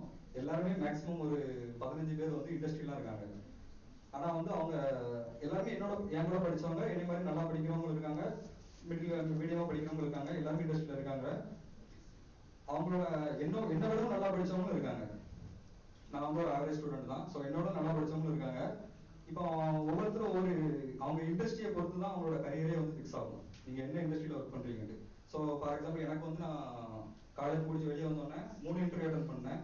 ஒன்று வந்து நம்ம டிவிஎஸ் கேள்விப்பட்டிருக்கலாம், ஆட்டோமொபைல்ஸ் இண்டஸ்ட்ரியில் ஒரு வேலை கிடச்சிது எனக்கு. அதில் வந்து எனக்கு 18,000 ரூபா சம்பளத்துக்கு ஃப்ரெஷராக நான் ஜாயின் பண்ணுறதுக்கு வேலை கிடச்சிது. ரெண்டாவது வந்து எம்ஆர்எஃப் டயர்ஸ், அதில் வந்து ப்ரொடக்ஷன் சூப்பர்வைசர் அந்த போஸ்டிங்காக மந்த்லி வந்து 21,000 ரூபா சேலரி. சென்னையில் எனக்கு வேலை, சென்னையில் ஃபேக்ட்ரி வச்சுருக்காங்க, அங்கே ஒரு இன்டர்வியூவில் அட்டன் பண்ணி அங்கே வேலை கிடச்சிது. எம்ஆர்எஃப் டயர்ஸில் வந்து கிட்டத்தட்ட 5 ஸ்டேஜஸ் ஆஃப் இன்டர்வியூ இருக்கும். ஒன்று வந்து ஜென்ரல் நாலேஜ், அப்புறம் உங்களோட ஸ்கில்லு, உங்களோட கம்யூனிகேஷன், பர்சனாலிட்டி, இந்த மாதிரி 5 டைப்ஸில் இருக்கும் இன்டர்வியூ. 5 டைப் இன்டர்வியூ பாஸ் பண்ணி ஒர்க்கு ஆர்டர் எல்லாமே வந்துருச்சு எம்ஆர்எஃப் டயர்ஸில். மூணாவது தான் நோவா கார்மெண்ட்ஸ். நான் நோவா கார்மெண்ட்ஸில் ஸ்டார்ட் பண்ணும்போது என்னோட சேலரி வந்து 10,500 ரூபா. இங்கே 10,500 ரூபாவில் நான் மூலக்காரப்பட்டியிலேருந்து திருநெல்வேலிக்கு டெய்லி பைக்கில் போயிட்டு வரணும். அப்போவே ஒரு நாளைக்கு 1 லிட்டர் பெட்ரோல் எனக்கு செலவாகும், 100 ரூபா செலவாகும். மந்த்லி 3,000 ரூபா எனக்கு அதில் போயிடும். வெறும் 7,000 ரூபா சம்பளத்தில் நோவா கார்மெண்ட்ஸில் நான் ஜாயின் பண்ணேன் ஃபர்ஸ்ட் இனிஷியலாக. இது எதனால் நான் நோவா கார்மெண்ட்ஸ் செலக்ட் பண்ணோம்னா, எம்ஆர்எஃப்ல வந்து நீங்கள் இண்டஸ்ட்ரி செலக்ட் பண்ணுறதுக்கு முக்கியமான ரீசன் வந்து ஃபர்ஸ்ட் உங்களோட ஹெல்த் அண்ட் சேஃப்டி. நீங்கள் ஒரு டயர் இண்டஸ்ட்ரியை பார்த்தீங்கன்னா நமக்கு அவ்வளோ டஸ்ட் இருக்கும், அவ்வளோ வாலடைல்ஸ் இருக்கும், அதில் நம்ம சர்வை பண்ணுறது ரொம்ப கஷ்டமாக இருக்கும். நம்மளோட ஹெல்த் அண்ட் சேஃப்டி தான் நமக்கு ஃபர்ஸ்ட் முக்கியம். ஸோ அதனால நீங்கள் செலக்ட் பண்ணுற இண்டஸ்ட்ரி வந்து உங்களுக்கு சேஃபாக இருக்கா, உங்களுக்கு எந்த விதமான பிரச்சனையும் இல்லையா, அந்த மாதிரி ஒரு இண்டஸ்ட்ரியை ஃபர்ஸ்ட் செலக்ட் பண்ணுங்க. ரெண்டாவது வந்து அந்த இண்டஸ்ட்ரிக்கு வந்து நிறைய ஆப்பர்ச்சுனிட்டிஸ் இருக்கா அதை செக் பண்ணணும் முதல்ல. இப்போ நார்மலாக எம்ஆர்எஃப் இருக்குன்னா அதோட வெப்சைட்டுக்கு போங்க, வெப்சைட்டில் போய் அதோட டீட்டெயிலாம் படிங்க. அதில் சிஇஓ அட்ரஸ் பண்ணியிருப்பாங்க, அவங்க என்ன சொல்கிறாங்க, அவங்களோட ஃபியூச்சர் சஸ்டைனபிள் பிளான்ஸ் என்ன, அதில் என்னென்ன கரியர்ஸ்னு ஒரு பேஜ் இருக்கும். எல்லா வெப்சைட்லையும் கரியர்ஸ்னு ஒரு பேஜ் இருக்கும். அந்த பேஜில் போயிட்டு அதில் அவங்க கரியர்ஸில் என்னென்ன ஆப்பர்ச்சுனிட்டிஸ்லாம் இருக்குது. ஏன்னா நீங்கள் வந்து ஃபியூச்சரில் ஒரு கம்பெனியில் போயிட்டு அதே பொசிஷனில் இருக்க போகிறது கிடையாது. நெக்ஸ்ட் பொசிஷனுக்கு போகணும்னா அவங்களோட ஆப்பர்ச்சுனிட்டிஸ்லாம் அவங்களுக்கு இருக்கா, நம்ம அந்த ஆப்பர்ச்சுனிட்டிலாம் யூஸ் பண்ணலாமா, அந்த மாதிரி ஃபர்ஸ்ட் செக் பண்ணிக்கோங்க. அப்புறம் வந்து சேலரி, மூணாவது விஷயம் தான் சேலரி. ஃபர்ஸ்ட் நான் சொன்னது வந்து உங்களோட ஹெல்த் அண்ட் சேஃப்டி, ரெண்டாவது வந்து உங்களோட அந்த இண்டஸ்ட்ரியோட க்ரோத்து, மூணாவது வந்து சேலரி. எப்பவுமே ஒரு இண்டஸ்ட்ரிக்குள்ள போகும்போது சேலரியை வந்து மைண்ட் பண்ணாதீங்க. ஃபர்ஸ்ட் விஷயம் அதுதான். ஏன்னா வந்து நம்ம வெளியே வந்ததுக்கு அப்புறம் வீட்டில் கேட்கறதோ இல்லை நம்ம கூட படிச்சவங்க எல்லாருமே வந்து 40,000 ரூபா 50,000 ரூபா சம்பளத்தில் இருப்பாங்க. வேற ஆனால் கெமிஸ்ட்ரி ஃபீல்டில் இருக்க மாட்டாங்க. வேற நம்ம ஒரு நார்மலாக வந்து ஒரு நம்ம வாய்ஸ் கால் பேசுகிற நிறைய இது இருக்கும். அதுக்கெல்லாம் நம்ம நார்மலாக போனாலே 40,000 50,000 ரூபா சேலரி கொடுப்பாங்க. அப்படி சேலரி மைண்டடாக நீங்கள் ஒரு இண்டஸ்ட்ரிக்குள்ள போகவே போகாதீங்க. ஏன்னா நான் நோவா கார்மெண்ட்ல சேரும் போது நான் எம்ஆர்எஃப் டயர்ஸ் அப்புறம் டிவிஎஸ்ல 18,000 ரூபாய் எனக்கு சம்பளம். அது ரெண்டுமே நான் வேண்டாம்னு சொல்லிட்டு நோவா கார்மெண்ட்ஸ்ல சேர்ந்தேன். ஏன்னா ஃபர்ஸ்ட் நோவா கார்மெண்ட்ஸ்ல சேரும் போதே வெப்சைட்ல செக் பண்ணது என்னன்னா, அவங்க வந்து ஜக்கோபி கார்மெண்ட்ஸ் அப்படிங்கிறது வேர்ல்டு வைடா வந்து பெரிய மேனுஃபேக்சரர். அவங்க வந்து வேர்ல்டு வைடா கிட்டத்தட்ட 22 கண்ட்ரீஸ்ல அவங்களோட பிரான்ச் இருக்கு. ஓகேவா. நெக்ஸ்ட் வந்து ஜக்கோபி கார்மெண்ட்ஸோட பெரிய அவங்க வந்து ஒசாகா கேஸ் கெமிக்கல்ஸ், அந்த கார்பன் கீழே தான் ஜக்கோபி கார்மெண்ட் அவங்க கீழே தான் வராங்க. ஸோ வந்து ஒசாகா கேஸ் கெமிக்கல்ஸ் வந்து ஜப்பான்லேயே வந்து ஒரு ரொம்ப பெரிய ஒரு கம்பெனி. அவங்களுக்கு வந்து ஆயில் அண்ட் கேஸ் இருக்கு, ஆக்டிவேட்டட் கார்பன் இருக்கு, நிறைய புது புது கெமிக்கல்ஸ்லாம் ப்ரிப்பேர் பண்றது, அந்த மாதிரி பாலிமர்ஸ் ப்ரொடக்ஷன் பண்றது, இந்த மாதிரி நிறைய அவங்களுக்கு அப்ளிகேஷன்ஸ் இருக்கு. ஸோ அதில் ஒன்று தான் ஆக்டிவேட்டட் கார்பன். அவங்களுக்கு ஆக்டிவேட்டட் கார்பன்ங்கிறது வந்து ரொம்ப சின்ன பிஸ்னஸ் தான். ஸோ அந்த மாதிரி நான் ஃபர்ஸ்ட் வந்து நான் பார்த்தது வந்து நான் இண்டஸ்ட்ரியில வந்து ஃபர்ஸ்ட் நான் செக் பண்ணது வந்து அவங்களோட இண்டஸ்ட்ரியோட க்ரோத் எப்படி இருக்கு, அவங்க எந்த ஆப்பர்ச்சுனிட்டிஸ் எப்படி கொடுக்குறாங்க, அது ரெண்டு தான் நான் ஃபர்ஸ்ட் செக் பண்ணிட்டு தான் நோவா கார்மெண்ட்ஸ்ல ஜாயின் பண்ணேன். ஸோ அதுக்கப்புறம் நிறையா கொஞ்சம் கொஞ்சமாக ஒர்க் பண்ணி அங்கே எல்லாம் லேர்ன் பண்ணிட்டு அப்படி மேலே வந்ததுதான். ஸோ நீங்கள் ஒரு இண்டஸ்ட்ரியில் ஜாயின் பண்ணதுக்கு அப்புறம் மூணாவது நீங்கள் பண்ண வேண்டியது வந்து அந்த ப்ராசஸை லேர்ன் பண்ணணும்.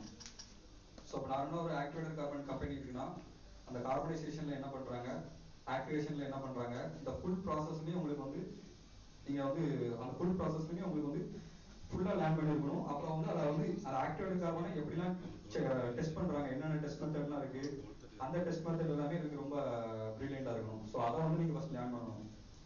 அந்த டெஸ்ட் மெத்தடு ப்ரொடக்ஷன் ப்ராசஸ் எல்லாம் லேர்ன் பண்ணதுக்கப்புறம் அந்த ப்ராசஸில் உங்களோட ஸ்கில்ஸை நீங்கள் இம்ப்ரூவ் பண்ணணும். நீங்கள் இப்போ லேபில் பண்ணுறது எல்லாமே வந்து புக்கை பார்த்து பண்ணுவீங்க, எல்லா ப்ரொசீஜர் இருக்கும். ஆனால் வந்து நம்ம நார்மலாக கம்பெனியில் பார்க்குறது என்னன்னா, அவங்களுக்கு வந்து மெயின் விஷயம் வந்து நீங்கள் ஒரு ப்ராசஸ் பண்ணுறீங்கன்னா அதோட டைம் உங்களால் கம்மி பண்ண முடியுமா, டைமை கம்மி பண்ணணும், அந்த ப்ராசஸ்க்கு உண்டான செலவை கம்மி பண்ணணும். இந்த ரெண்டு விஷயம் தான் கம்பெனியில் வந்து மெயினாக பார்க்குறது.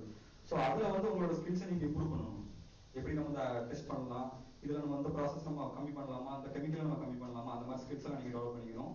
அது மாதிரி செக் பண்ணும்போது சைட் பை சைடாக வந்து உங்களோட பர்சனலாக உங்களோட ஸ்கில்ஸை நீங்கள் டெவலப் பண்ணிக்கணும். இப்போ நம்ம ஒரு ப்ரொசீஜரை பார்க்குறோம் அப்படின்னா இன்னொரு இப்போ நார்மலாக சிடிசி அப்படின்னு ஒரு பேராமீட்டர் இருக்குன்னா அயோடின் இன்னொரு பேராமீட்டர் இருக்கு. அதுக்கு ரெண்டுக்கு ஏதாவது கோரிலேஷன் இருக்கா, ஏன்னா வந்து நீங்க ரெண்டுக்கும் ஒரு கோரிலேஷன் இருந்துச்சுன்னா நீங்க ஐடி செக் பண்ணணும்னு அவசியமே கிடையாது. சிடிசி செக் பண்ணிட்டு ஐடி எவ்வளவு இருக்கு கெஸ் பண்ணிடலாம். அந்த மாதிரி தான் ஸ்கில்ஸை டெவலப் பண்ண முடியும். ஒவ்வொரு பேராமீட்டர்ஸ்க்குமே ஒரு கோரிலேஷன் இருக்கும். அந்த கோரிலேஷனை நீங்க ஃபர்ஸ்ட் கண்டுபிடிக்கணும் என்னென்ன இருக்கு, அதுதான் உங்களோட ஸ்கில். ஸோ வந்து நெக்ஸ்ட் வந்து ஸ்கில்ஸ் எல்லாம் இம்ப்ரூவ் பண்ணதுக்கு அப்புறம் அதோட அப்ளிகேஷன்ஸ், நம்ம ஒவ்வொரு ப்ராடக்டோட அப்ளிகேஷன்ஸ் என்னென்ன இருக்கு, அந்த அப்ளிகேஷன்ஸ்ல நம்மளால என்ன பண்ண முடியும், அதெல்லாம் நீங்க இம்ப்ரூவ் பண்ணணும். அப்புறம் வந்து டெவலப்பிங் நியூ ஐடியாஸ்.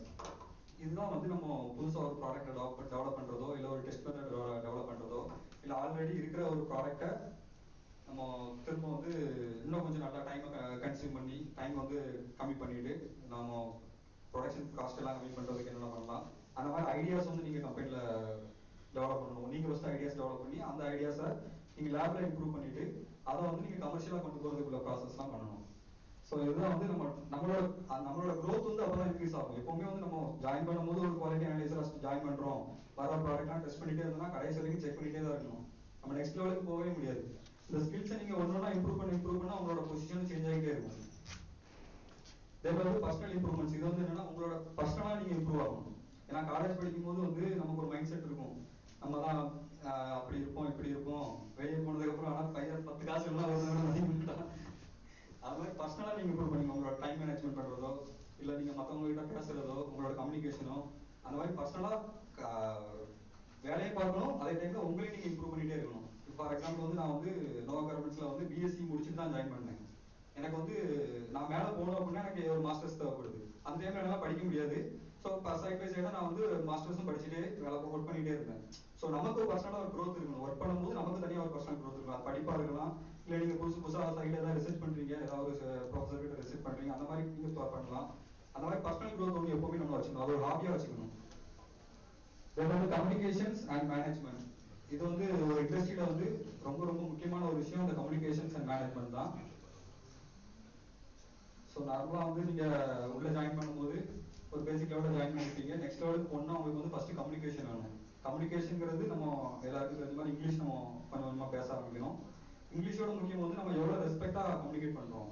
அதாவது நமக்கு கூட ஒர்க் பண்றவங்களா இருக்கட்டும், அவங்க மேல ஒர்க் பண்றவங்களா இருக்கட்டும், இல்லை நம்ம பாஸா இருக்கட்டும், அவங்களுக்கு வந்து நம்ம எப்படி கம்யூனிகேட் பண்றோம், எந்த அளவுக்கு நம்ம ரெஸ்பெக்டா இருக்கிறோம், எந்த அளவுக்கு நம்ம வந்து ஒபீடியண்டா இருக்கிறோம், ரொம்ப எந்த அளவுக்கு உண்மையா இருக்கிறோம், அதுதான் ரொம்ப முக்கியம். ஸோ லாஸ்ட் ஒன் வந்து நாலேஜ் ஷேரிங். ஸோ ஃபைனலாக வந்து இதுதான் இந்த 9 ஸ்டெப்ஸ் தான். நாலேஜ் ஷேரிங்ல வந்து என்னன்னா நமக்கு கீழே போகிற 5 பேர் ஒர்க் பண்றாங்க அப்படின்னா அவங்களுக்கு நம்மளோட நாலேஜை கொடுத்து அவங்க நம்ம ஒர்க்கை பார்க்க வைக்கணும். ஸோ எப்பவுமே உங்களுக்கு கீழே யாராவது ஒர்க் பண்றாங்கன்னா அவங்களுக்கு எல்லாம் தெரிஞ்சுட்டுனா உங்களுக்கு அங்கே வேலை இல்லாமல் வரும். ஸோ ஆட்டோமேட்டிக்காக என்ன ஆகுனா உங்களோட பொசிஷன் வந்து நெக்ஸ்ட் லெவலுக்கு போகும். உங்களுக்கு கீழே உள்ளவங்களுக்கு உங்க ஒர்க்கை நீங்க கற்றுக் கொடுத்து அவங்க பார்க்க ஆரம்பிச்சிட்டாங்க, நீங்க மேலே போயிருவீங்க. அதுதான் வந்து நாலேஜ் ஷேரிங் வந்து ரொம்ப ரொம்ப முக்கியம். நிறைய பேர் வந்து நாலேஜ் ஷேரிங்னால பயப்படுவாங்க, நமக்கு அந்த வேலை போயிருந்து சொல்லிட்டு. அப்படி கிடையாது, நாலேஜ் ஷேரிங் வந்து ரொம்ப முக்கியம். ஸோ இந்த 9 ப்ராசஸ் தான் ஒரு நீங்க காலேஜ் முடிச்சுட்டு வெளியே வரும்போது உங்களோட கரியர் எப்படி நீங்க டெவலப் பண்ணணும், அந்த மாதிரி ஒரு இந்த ப்ராசஸ் ஃபாலோ பண்ணி நீங்க பண்ணிக்கலாம். ஸோ இப்படிதான் இதை ஃபாலோ பண்ணி தான் நானும் இந்த கம்பெனியில் ஜாயின் பண்ணி வேலை வந்தது. ஸோ ஐ திங்க் அவங்களுக்கு கொஞ்சம் யூஸ்ஃபுல்லாக இருக்கும்னு நினைக்கிறேன்.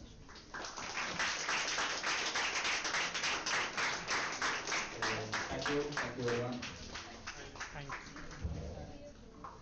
So, Mr. Anantharaj, I thank you very much for your sharing of share enough content. I think the students have learned plenty of things by your sharing.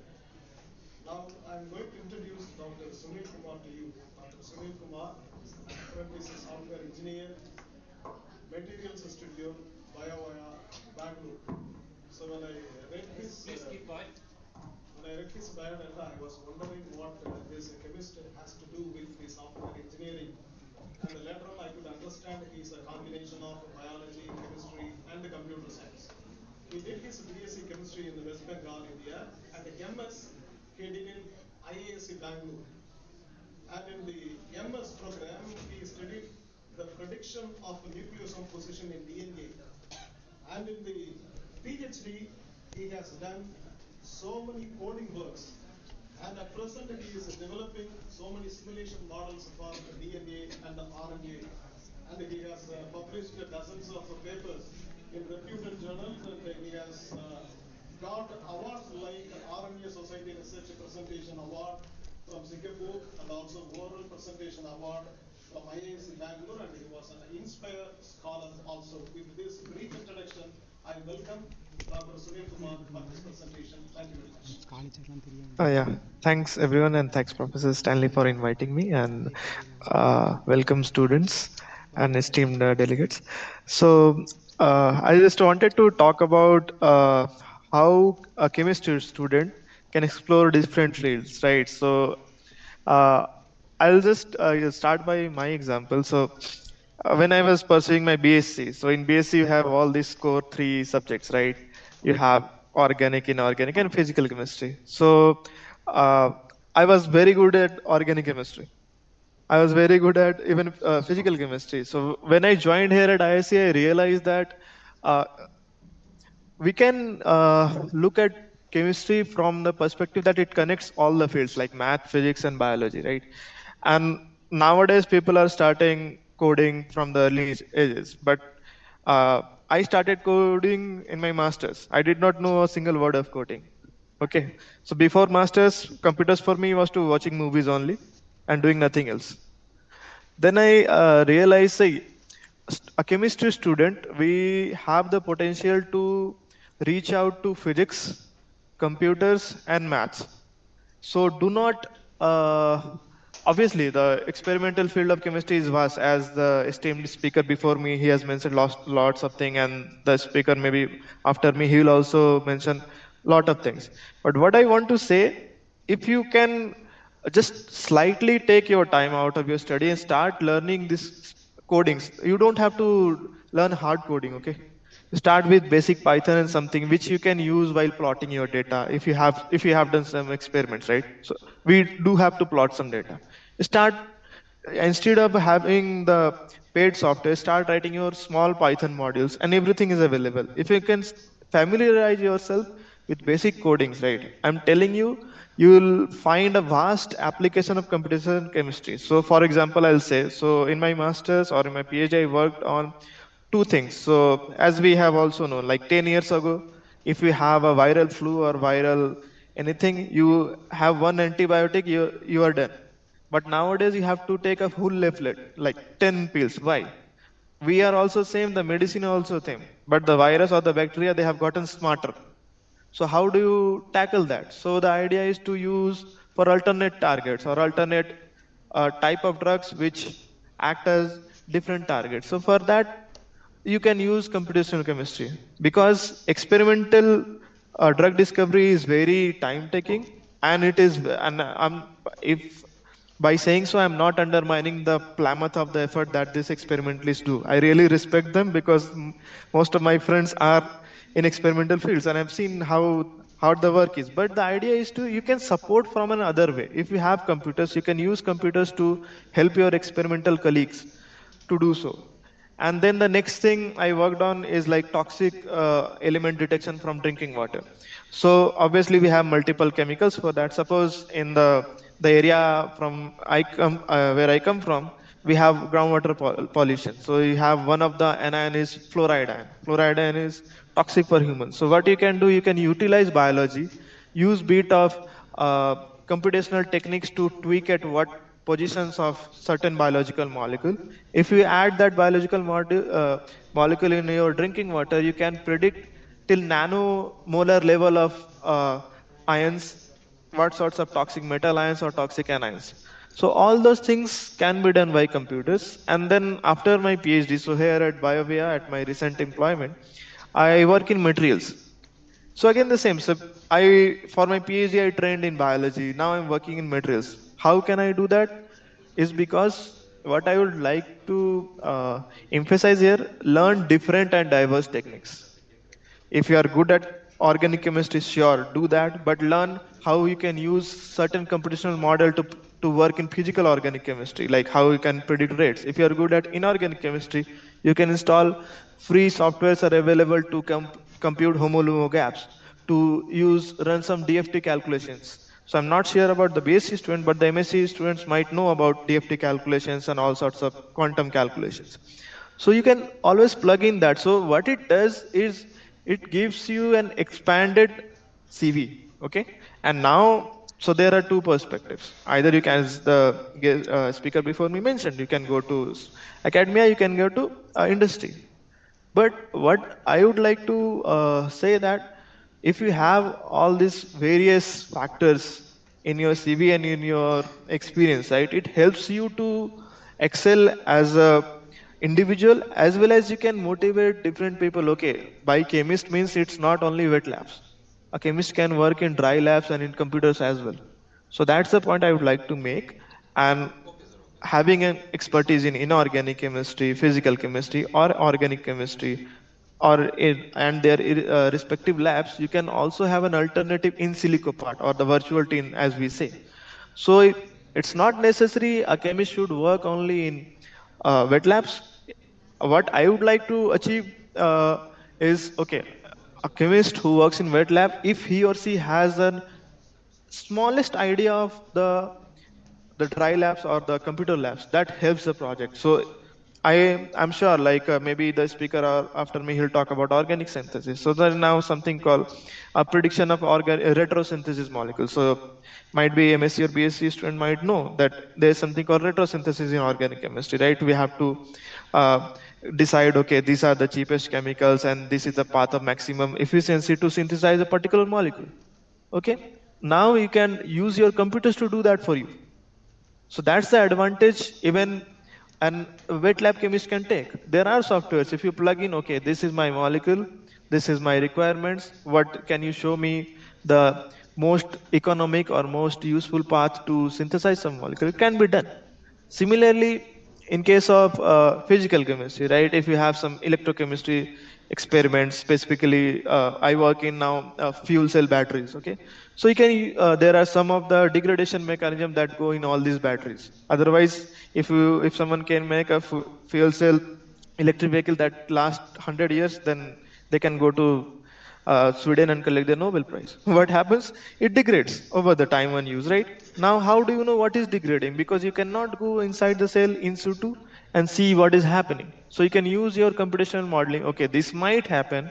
Then what can I modify in my model to uh, prevent it from happening? So all these things which have practical application can be done by a very unique collaboration between wet labs and the computer simulations. So that's the idea I had from. So even like as professor mentioned, I started as chemist, but I turned out to be a programmer who knows chemistry, who knows biology, and who knows math. And only thing that enabled me to explore all these areas is chemistry. So even whenever I introduce myself, I say I am a chemist by training, because only a chemist can do that. A chemist has the power and potential to learn organic chemistry, understand organic chemistry, understand synthetic chemistry, understand physics, understand biology, math, and computers. No other streams can do that. And I'm taking liberation, but more liberty out of it, saying that. But uh, here at my colleagues at even at Indian Institute of Science, we talk about ourselves. So only a chemist can do that. It's very hard for a physics to come across and solve a biological problem. It's very hard for a biology guy to go back and solve even chemistry and physics problem.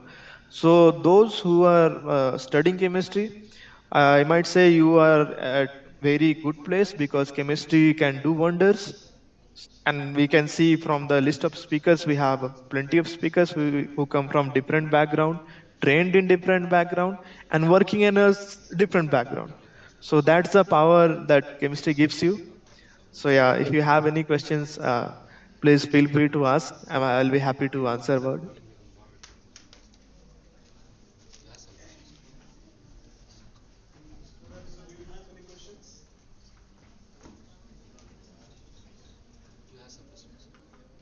Any questions?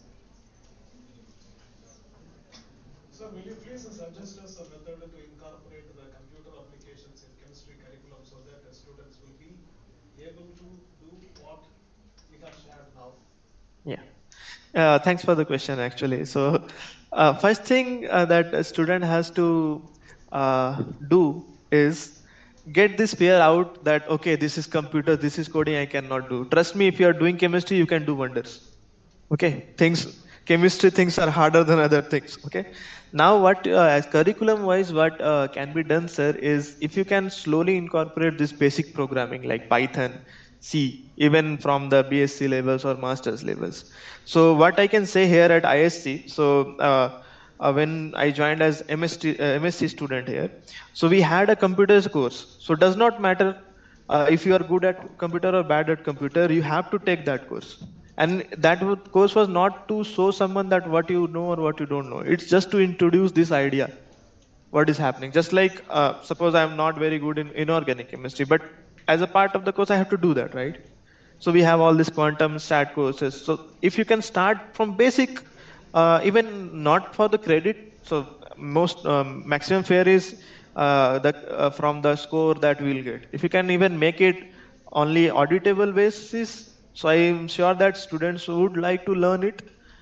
So from there you can start. And what I would like you to do is, if you have I am sure that student might have laptops, so they can install all this open software. So there, the world community literally, we have made open source softwares which are unpaid. You can install in your laptop. There are tutorials, just follow them. If you are not understanding that in first go, you will keep on doing, you will get it. Because that is nothing. As I told, right, a chemistry student can do wonders.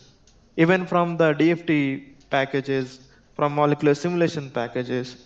So all these softwares are free, sir. Some of them are free, and that can be run even on the Windows laptop. You don't have to go to the Linux operating system, which can be tough at initial stages. So that can be used and implemented so that students can get a go.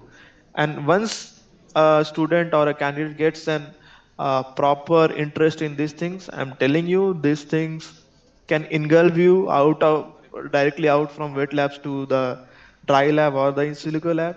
So these are interesting and they are not tough.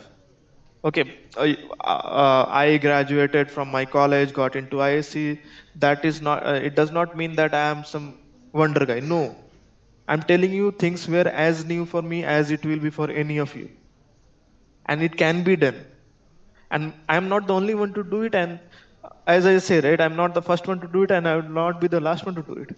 My colleagues are there who are doing it. Even people at my lab who come from chemistry background, pure chemistry background. No training of coding, even in their masters. They learn and then do it. So that's the idea. If you have this kind of attitude, I'm telling you, you can do it. So yeah, any further question? Thank you, sir. Actually, your statement is very much inspiring. A chemist can understand mathematics, physics, chemistry, biology, even history and language. Yeah. Really very much inspiring, sir. And we have gained the confidence in doing things better by your talk. Thank you very much for your information. Thank you, sir. Yeah. Thank you, sir. Thanks.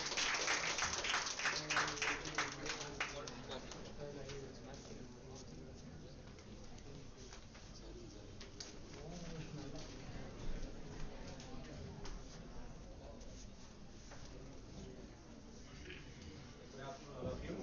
Now the third session begins. The resource person for the third session is Dr. S.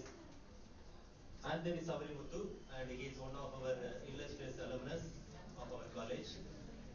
And he had his BSc chemistry in St. Xavier's College. And after completing his BSc chemistry from St. Xavier's College, he shifted to St. Joseph's College in Trichy and another district college in this area. So after pursuing his masters from St. Joseph's, he moved to MS University, Tirunelveli for pursuing his PhD degree there. He worked in the field of synthesis of heterocyclic compounds and alkane derivatives. And related with that, he has published more than 10 international papers and all are reputed journals. And he got this credit of a review journal also there. And he had number of migrations for different industries.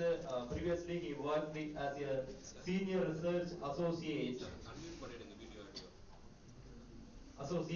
and Haikel at the R&D Center, Bangalore. Now he is working as the senior research scientist in Syngene, Biocon, Bangalore, India. So with wholeheartedly on behalf of the Department of Chemistry and the management, I welcome Dr. S. Antony Savarimuthu for this presentation. Welcome you, sir.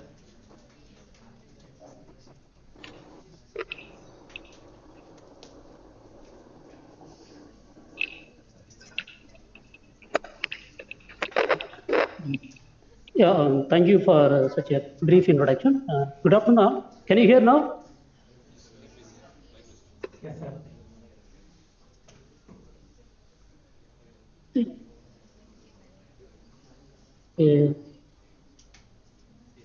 Shall we start now? Actually, I am connecting through phone. It may intervene, it may disturbance, or it may break that. Sorry for the inconvenience.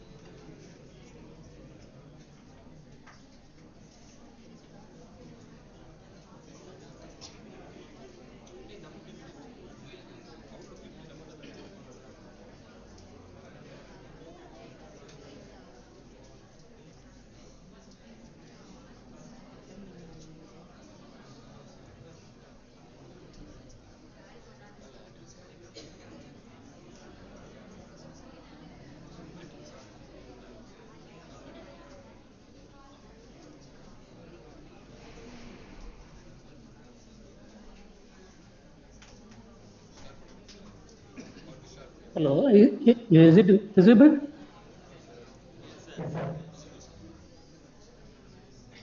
Hello, I am sharing that one. Is it visible now?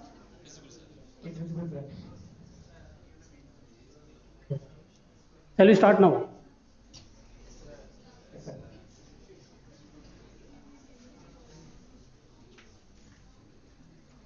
sir. Good afternoon. This is Antony Savarimuthu. I'm working in pharmaceutical company, Syngene International Limited, that is belongs to Biocon company. Here I'm working as a senior research scientist near process development department. Okay. Today topic is actually about the pharmaceutical industries. The pharmaceutical industries நாங்கள் என்னென்ன பண்ணுறோம், என்ன மாதிரி பண்ணுறோம், pharmaceutical industries என்ன அப்படிங்கிறது உங்களுக்கு சொல்லலாம்னு நினைக்கிறேன். Okay. உங்களுக்கு தெரியும் chemical industries. Pharmaceutical industry or chemical, it is one of the branch of chemical industry. Here is it, hello, is it audible? Yes, sir. Is it audible? Yes, sir. It's audible. நான் அப்படி போயிட்டு இருக்கலாம்ல? You can continue now. Yes, sir. Continue. Yes. There are different categories of chemical industries there. You can see that one basic inorganic and organic chemicals. So basic inorganic means உங்களுக்கு தெரியும், நார்மலாகவே தெரியும், நம்ம வீட்டில் யூஸ் பண்ணுற சுண்ணாம்பு இந்த மாதிரி விஷயங்கள்லாம் இருக்குது. இந்த மாதிரி speciality chemicals and fine chemicals நீங்கள் நம்ம டே டு டே லைஃப்பில் நம்ம நிறைய விஷயங்கள் யூஸ் பண்ணுவோம். எனக்கு நாங்கள் ப்ளீச்சிங் பவுடர் யூஸ் பண்ணுறது, வேறு ஏதாவது சின்ன சின்ன டாய்லெட்டு க்ளீன் பண்ணுறதுக்கு யூஸ் பண்ணுறதுனா இதெல்லாம் ஸ்பெஷாலிட்டி கெமிக்கல்ஸில் இருக்கும். பெட்ரோ கெமிக்கல்ஸ் உங்களுக்கு ஏற்கனவே ஆல்ரெடி தெரியும். பெட்ரோ கெமிக்கல்ஸில் நிறைய விஷயங்கள் கரேஷனில் இருக்குது, பெட்ரோல் இருக்குது, அப்புறம் அவனுடைய பை ப்ராடக்ட் கார், இந்த மாதிரி நிறைய விஷயங்கள் இருக்குது. Plastic already we know that one. Plastic இல்லாத உலகமே இல்லை, அப்படிதானே? இந்த பிளாஸ்டிக்கே நல்லதும் பண்ணுது, அதே நேரத்தில் that is also harmful to the our environment. இது உங்களுக்கு எல்லாமே தெரியும். அப்புறம் பெஸ்டிசைட்ஸ்னால் ஏதாவது பூச்சிக்கொல்லி மருந்துகள்லாம் நம்ம யூஸ் பண்ணுறோம், அக்ரோகெமிக்கல்ஸ். அது இப்போ அது நிறைய அட்வான்ஸ் நிறைய கெமிக்கல்ஸ்லாம் வருது. அதுக்கு அடுத்து பார்த்தீங்கன்னா பெஸ்டிசைட்ஸ்னால் உரங்கள்லாம் யூஸ் பண்ணுறது. நம்ம அமோனியம் பாஸ்பேட்டு, பொட்டாஷ், இந்த மாதிரி விஷயங்கள்லாம் நம்ம யூஸ் பண்ணி அதை நம்ம தாவரங்களை வளர்க்குறதுக்குலாம் பயன்படுத்துறது. அப்புறம் tie and pigment.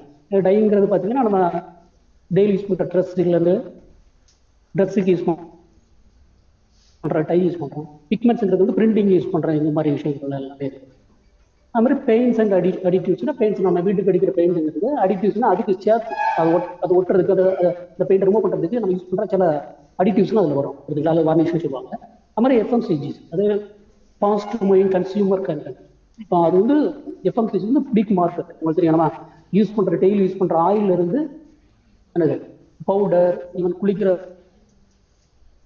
Bathroom soap, இதுலேருந்து எல்லாமே வந்து என்னது எல்லாமே இந்த எஃப்எம்சிஜி கீழே. ஃபைனலாக பார்த்தீங்கன்னா ஃபார்மசூட்டிக்கல்னா அதான் நம்ம யூஸ் பண்ணுற மாத்திரைகள். டெய்லி நம்ம எவ்வளோ யூஸ் பண்ணுறோம்.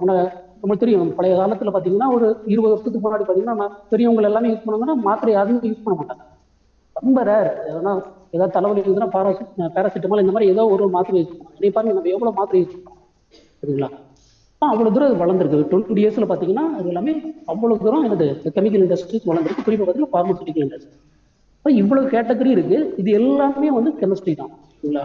அதில் கெமிஸ்ட்ரி இல்லாமல் எதுவுமே வரப்போகிறது இல்லை. அதில் ஃபார்மசூட்டிக்கலுடைய ரோல் என்ன அப்படிங்கிறத நான் உங்களுக்கு சொல்ல போகிறேன் சரிங்களா? இப்போ இதுல டோட்டல் ஓவரால் இந்த கெமிக்கல் இண்டஸ்ட்ரீஸ்ல என்ன மாதிரி ஜாப் ஆப்பர்ச்சுனிட்டிஸ் எல்லாம் இருக்கும் அப்படிங்கிறது. இப்போ நான் நினைக்கிறேன் எல்லாமே மோஸ்ட்லி மாஸ்டர்ஸா இருப்பீங்க, அல்லது 3rd இயர் கிராஜுவேட்டா இருப்பீங்க. இப்போ என்ன பண்ணீங்கன்னா, இது முடிச்ச உடனே நம்ம ஹையர் ஸ்டடி போறதுக்கு ஒன்று வேலைக்கு போகலாம், அல்லனா we can go join for research centre, research institute. அது வந்து பிஹெச்டிக்கும் சேரலாம், இல்லைன்னா ஜஸ்ட் ப்ராஜெக்ட் அசிஸ்டண்டாக ப்ராஜெக்ட் பண்றது மாதிரி ஒன்று சேரலாம். அதுக்கு நிறைய விஷயம் இருக்குது. அது எப்படின்னா ஸ்டேட் சென்ட்ரல் கவர்மெண்ட் நடத்தக்கூடிய நிறைய இன்ஸ்டியூஷன் இண்டஸ்ட்ரீஸ் நிறைய இருக்கு. அது மாதிரி பிரைவேட் அண்ட் பப்ளிக் செக்டர்ஸ்லாம் நிறைய இண்டஸ்ட்ரீஸ். பிரைவேட்னா நான் என்ன சொல்றேன்னா, இந்த மாதிரி கெமிக்கல் கம்பெனிஸ் அல்லது பார்மசூட்டிக்கல் கம்பெனிஸ் அல்லது பெயிண்ட் கம்பெனிஸ், இந்த மாதிரி கம்பெனிஸ்லாம் பிரைவேட்ல நிறைய இருக்கு. அந்த மாதிரி பப்ளிக் செக்டர் யூனிட் அப்படிங்கும் போது பார்த்தீங்கன்னா என்னது எம்எஃப்எல்னு சொல்லுவாங்க. இதுல நம்ம கவர்மெண்ட் நடத்துகிற நிறைய பார்மசூட்டிக்கல் கம்பெனியும் சிலது நடத்துகிறாங்க. அதுக்கு பிறகு ஃபர்டிலைசர் கம்பெனி நிறைய நடத்துகிறாங்க. நிறைய பெட்ரோகெமிக்கல் கம்பெனி நிறைய நடத்துகிறாங்க. எம்ஆர்பிஎல் இந்த மாதிரி நிறைய கம்பெனிகள்லாம் நடத்திட்டு இருக்காங்க. இதில் நம்மளுக்கு ஜாப் ஆப்பர்ச்சுனிட்டி. அப்புறம் நேஷனல் லேப்ஸில் வந்து சிஎஸ்ஆர் லேப்ஸ் நிறையா இருக்குது. முன்னாடி ஆர்ஆர்எல்னு சொல்லுவாங்க, இப்போ அதெல்லாம் ரீஜனல் இன்ஜினியரிங் காலேஜ்னு சொல்கிறாங்க, இப்போ என்ஐடின்னு சொல்லுவாங்க. இதில் வந்து நேஷனல் லேப்ஸ், நம்ம அங்கேயும் அவங்களுக்கு ஜாப் ஆப்பர்ச்சுனிட்டிஸ் கொடுக்கும் இல்லைங்களா? அப்புறம் பெட்ரோகெமிக்கல்ஸ் நான் எப்படி சொல்ல மாட்டேன், பெட்ரோகெமிக்கல் இண்டஸ்ட்ரீஸ் அண்ட் பிக்மெண்ட், இதெல்லாம் நிறைய கம்பெனிகள் இருக்குது இந்தியாவில். அதுலலாம் உங்களுக்கு ஈவன் யூஜி முடிச்சவனா, அதாவது பிஎஸ்சி முடிச்சவனையும் ஜாயின் பண்ணலாம், அதனால எம்எஸ்சி முடிச்சவனையும் ஜாயின் பண்ணலாம். இது மாதிரி கவர்மெண்ட் ஃபண்டட் ஆர்என்டி சென்டர் இருக்கு. நீங்கள் அது வந்து நம்ம ஹையர் ஸ்டடியும் பண்ணலாம். அதே நேரத்தில் நம்ம வந்து வித் ஃபண்டோட அப்படின்னா அவங்க படிக்கிறதுக்கு சில பைசாலாம் கொடுப்பாங்க. அதை வச்சு நம்ம ஹையர் ஸ்டடி டாக்டரேட்டும் படிக்கலாம். இதில் அந்த மாதிரி லேப் நிறைய இருக்கு இருக்குங்களா? நைப்பர்னு சொல்லுவாங்க, சிஎஸ்ஐஆர், சிடிஆர்எல், அந்த மாதிரி ஐஐடி, ஐசர், ஐஎஸ்சி, என்ஐடி, அந்த யூனிவர்சிட்டிஸ் நிறைய இருக்கு. இப்போ இங்கெல்லாம் நம்மளுக்கு ஜாப் ஆப்பர்ச்சுனிட்டி. இது வந்து வைல்ட் ஃபீல்டு சரிங்களா? கெமிஸ்ட்ரிக்கு வந்து ஒரு பெரிய கடல் மாதிரி. இதில் வந்து நம்ம எங்கனாலும் ஒரு இடத்துல ஒதுங்கலாம் இருக்குங்களா? அதனால கெமிஸ்ட்ரி படிக்கிறவங்க வந்து யாருமே வேலை இல்லாமல் அப்படி இருக்கிறாங்கன்னா முயற்சி இல்லாமல் இருக்கிறதுனா அது வந்து கடல் மாதிரி. நீ எங்கனாலும் நீந்தி போகலாம், உங்களுக்கு தேவையானதை எடுத்துக்கலாம். இப்போ பார்மசூட்டிக்கல் இண்டஸ்ட்ரீஸ்னா என்ன? பார்மசூட்டிக்கல் இண்டஸ்ட்ரீஸ்ல என்ன மாதிரி வேலை பார்த்தாங்க அப்படின்னு நான் கேட்குறேன். இப்போ பார்மசூட்டிக்கல் இண்டஸ்ட்ரீஸ்க்கு நிறைய லாட் ஆஃப் பிரான்ச்சஸ் இருக்கு. பட் அதில் வந்து நான் ஒரு 2 பிரான்ச்சஸ் மெயினாக வந்து சொல்றேன். அப்படின்னா நியூ ட்ரக் டிஸ்கவரி கம்பெனிஸ் அப்படின்னு சொல்லுவாங்க. இப்போ நியூ ட்ரக் டிஸ்கவரினா என்ன அப்படின்னு நான் கூட சொல்லுவேன். இப்போ நீங்கள் எல்லாருமே தெரியும், நான் நார்மலாக எப்படி ஒரு மருந்து கடையில் போய் ஒரு டேப்லெட் வாங்குவோம் புரியுதுங்களா? டேப்லெட்டுங்கிறது ஃபார்முலேஷன் பண்ண ஒரு மாத்திரை. அதுல நம்ம சிந்தசிஸ் பண்ற ஆர்கானிக் மாலிகுல் வந்து கொஞ்சம் இருக்கும். இப்போ இந்த மாத்திரையை ஃபார்முலேஷன் பண்ணி இந்தியாவில் கொடுக்கறது எல்லாம் பார்த்தீங்கன்னா ஜெனரிக் கம்பெனின்னு சொன்னாங்க. இப்போ ஜெனரிக் கம்பெனி அப்படிங்கிறது அப்படின்னா ஏற்கனவே வந்து மார்க்கெட்ல இருக்கிறது. இப்போ உங்களுக்கு தெரியும் பேராசிட்டமால்லாம் கிட்டத்தட்ட ஒரு மோர் தென் 50 இயர்ஸ், எனக்கு சரியா தெரியல, ஒரு 50 வருஷத்துக்கு மேலே மார்க்கெட்ல இருக்கு. இது என்ன வந்து என்ன சொல்லுவாங்கன்னா ஜென்ரிக் ட்ரக் அப்படின்னு சொல்லுவாங்க. பார்த்தீங்கன்னா மார்க்கெட்டுக்கு வந்ததுல இருந்து ஒரு 10 வருஷத்துக்குள்ள இருக்கிறது, முன்னாடி இருக்கிறது வந்து நியூ ட்ரக். அதாவது நியூ ட்ரக்னு சொல்றது ஒரு 10 இயர்ஸுக்கு பிறகு அது வந்து எப்படின்னா ஒரு ஜென்ரிக் ட்ரக்ஸ் அப்படின்னு சொல்லுவாங்க. எப்படின்னா வந்து யாராலும் பண்ணலாம் அப்படின்றது. இப்போ நான் அதுக்கு உங்களுக்கு சொல்லுவோம், நியூ ட்ரக் டிஸ்கவரியில் வந்து எப்படின்னா நிறைய பணம் போட வேண்டியிருக்கும். இப்போ $1 பில்லியன் கிட்டத்தட்ட நம்ம ரூபாய்க்கு பார்த்தீங்கன்னா ஒரு 15,000 கோடி இந்த மாதிரி முதலீடு பண்ணணும். அது மாதிரி டைம் கன்சூமிங், கிட்டத்தட்ட 8 வருஷம் நம்ம வேலை பார்க்கணும். ஏன்னா இன்னைக்கு எடுத்த உடனே நம்ம பண்ண முடியாது. அப்படின்னா முதல்ல டிஸ்கவரியில் ஆரம்பிச்சு அது ஒரு 8 வருஷம் பண்ண பிறகுதான் அதில் சக்ஸஸ் வந்து நடக்குமா நடக்காதுன்னு தெரியும். அவங்களுடைய சக்ஸஸ் ரேட் பார்த்தீங்கன்னா 5% தான்.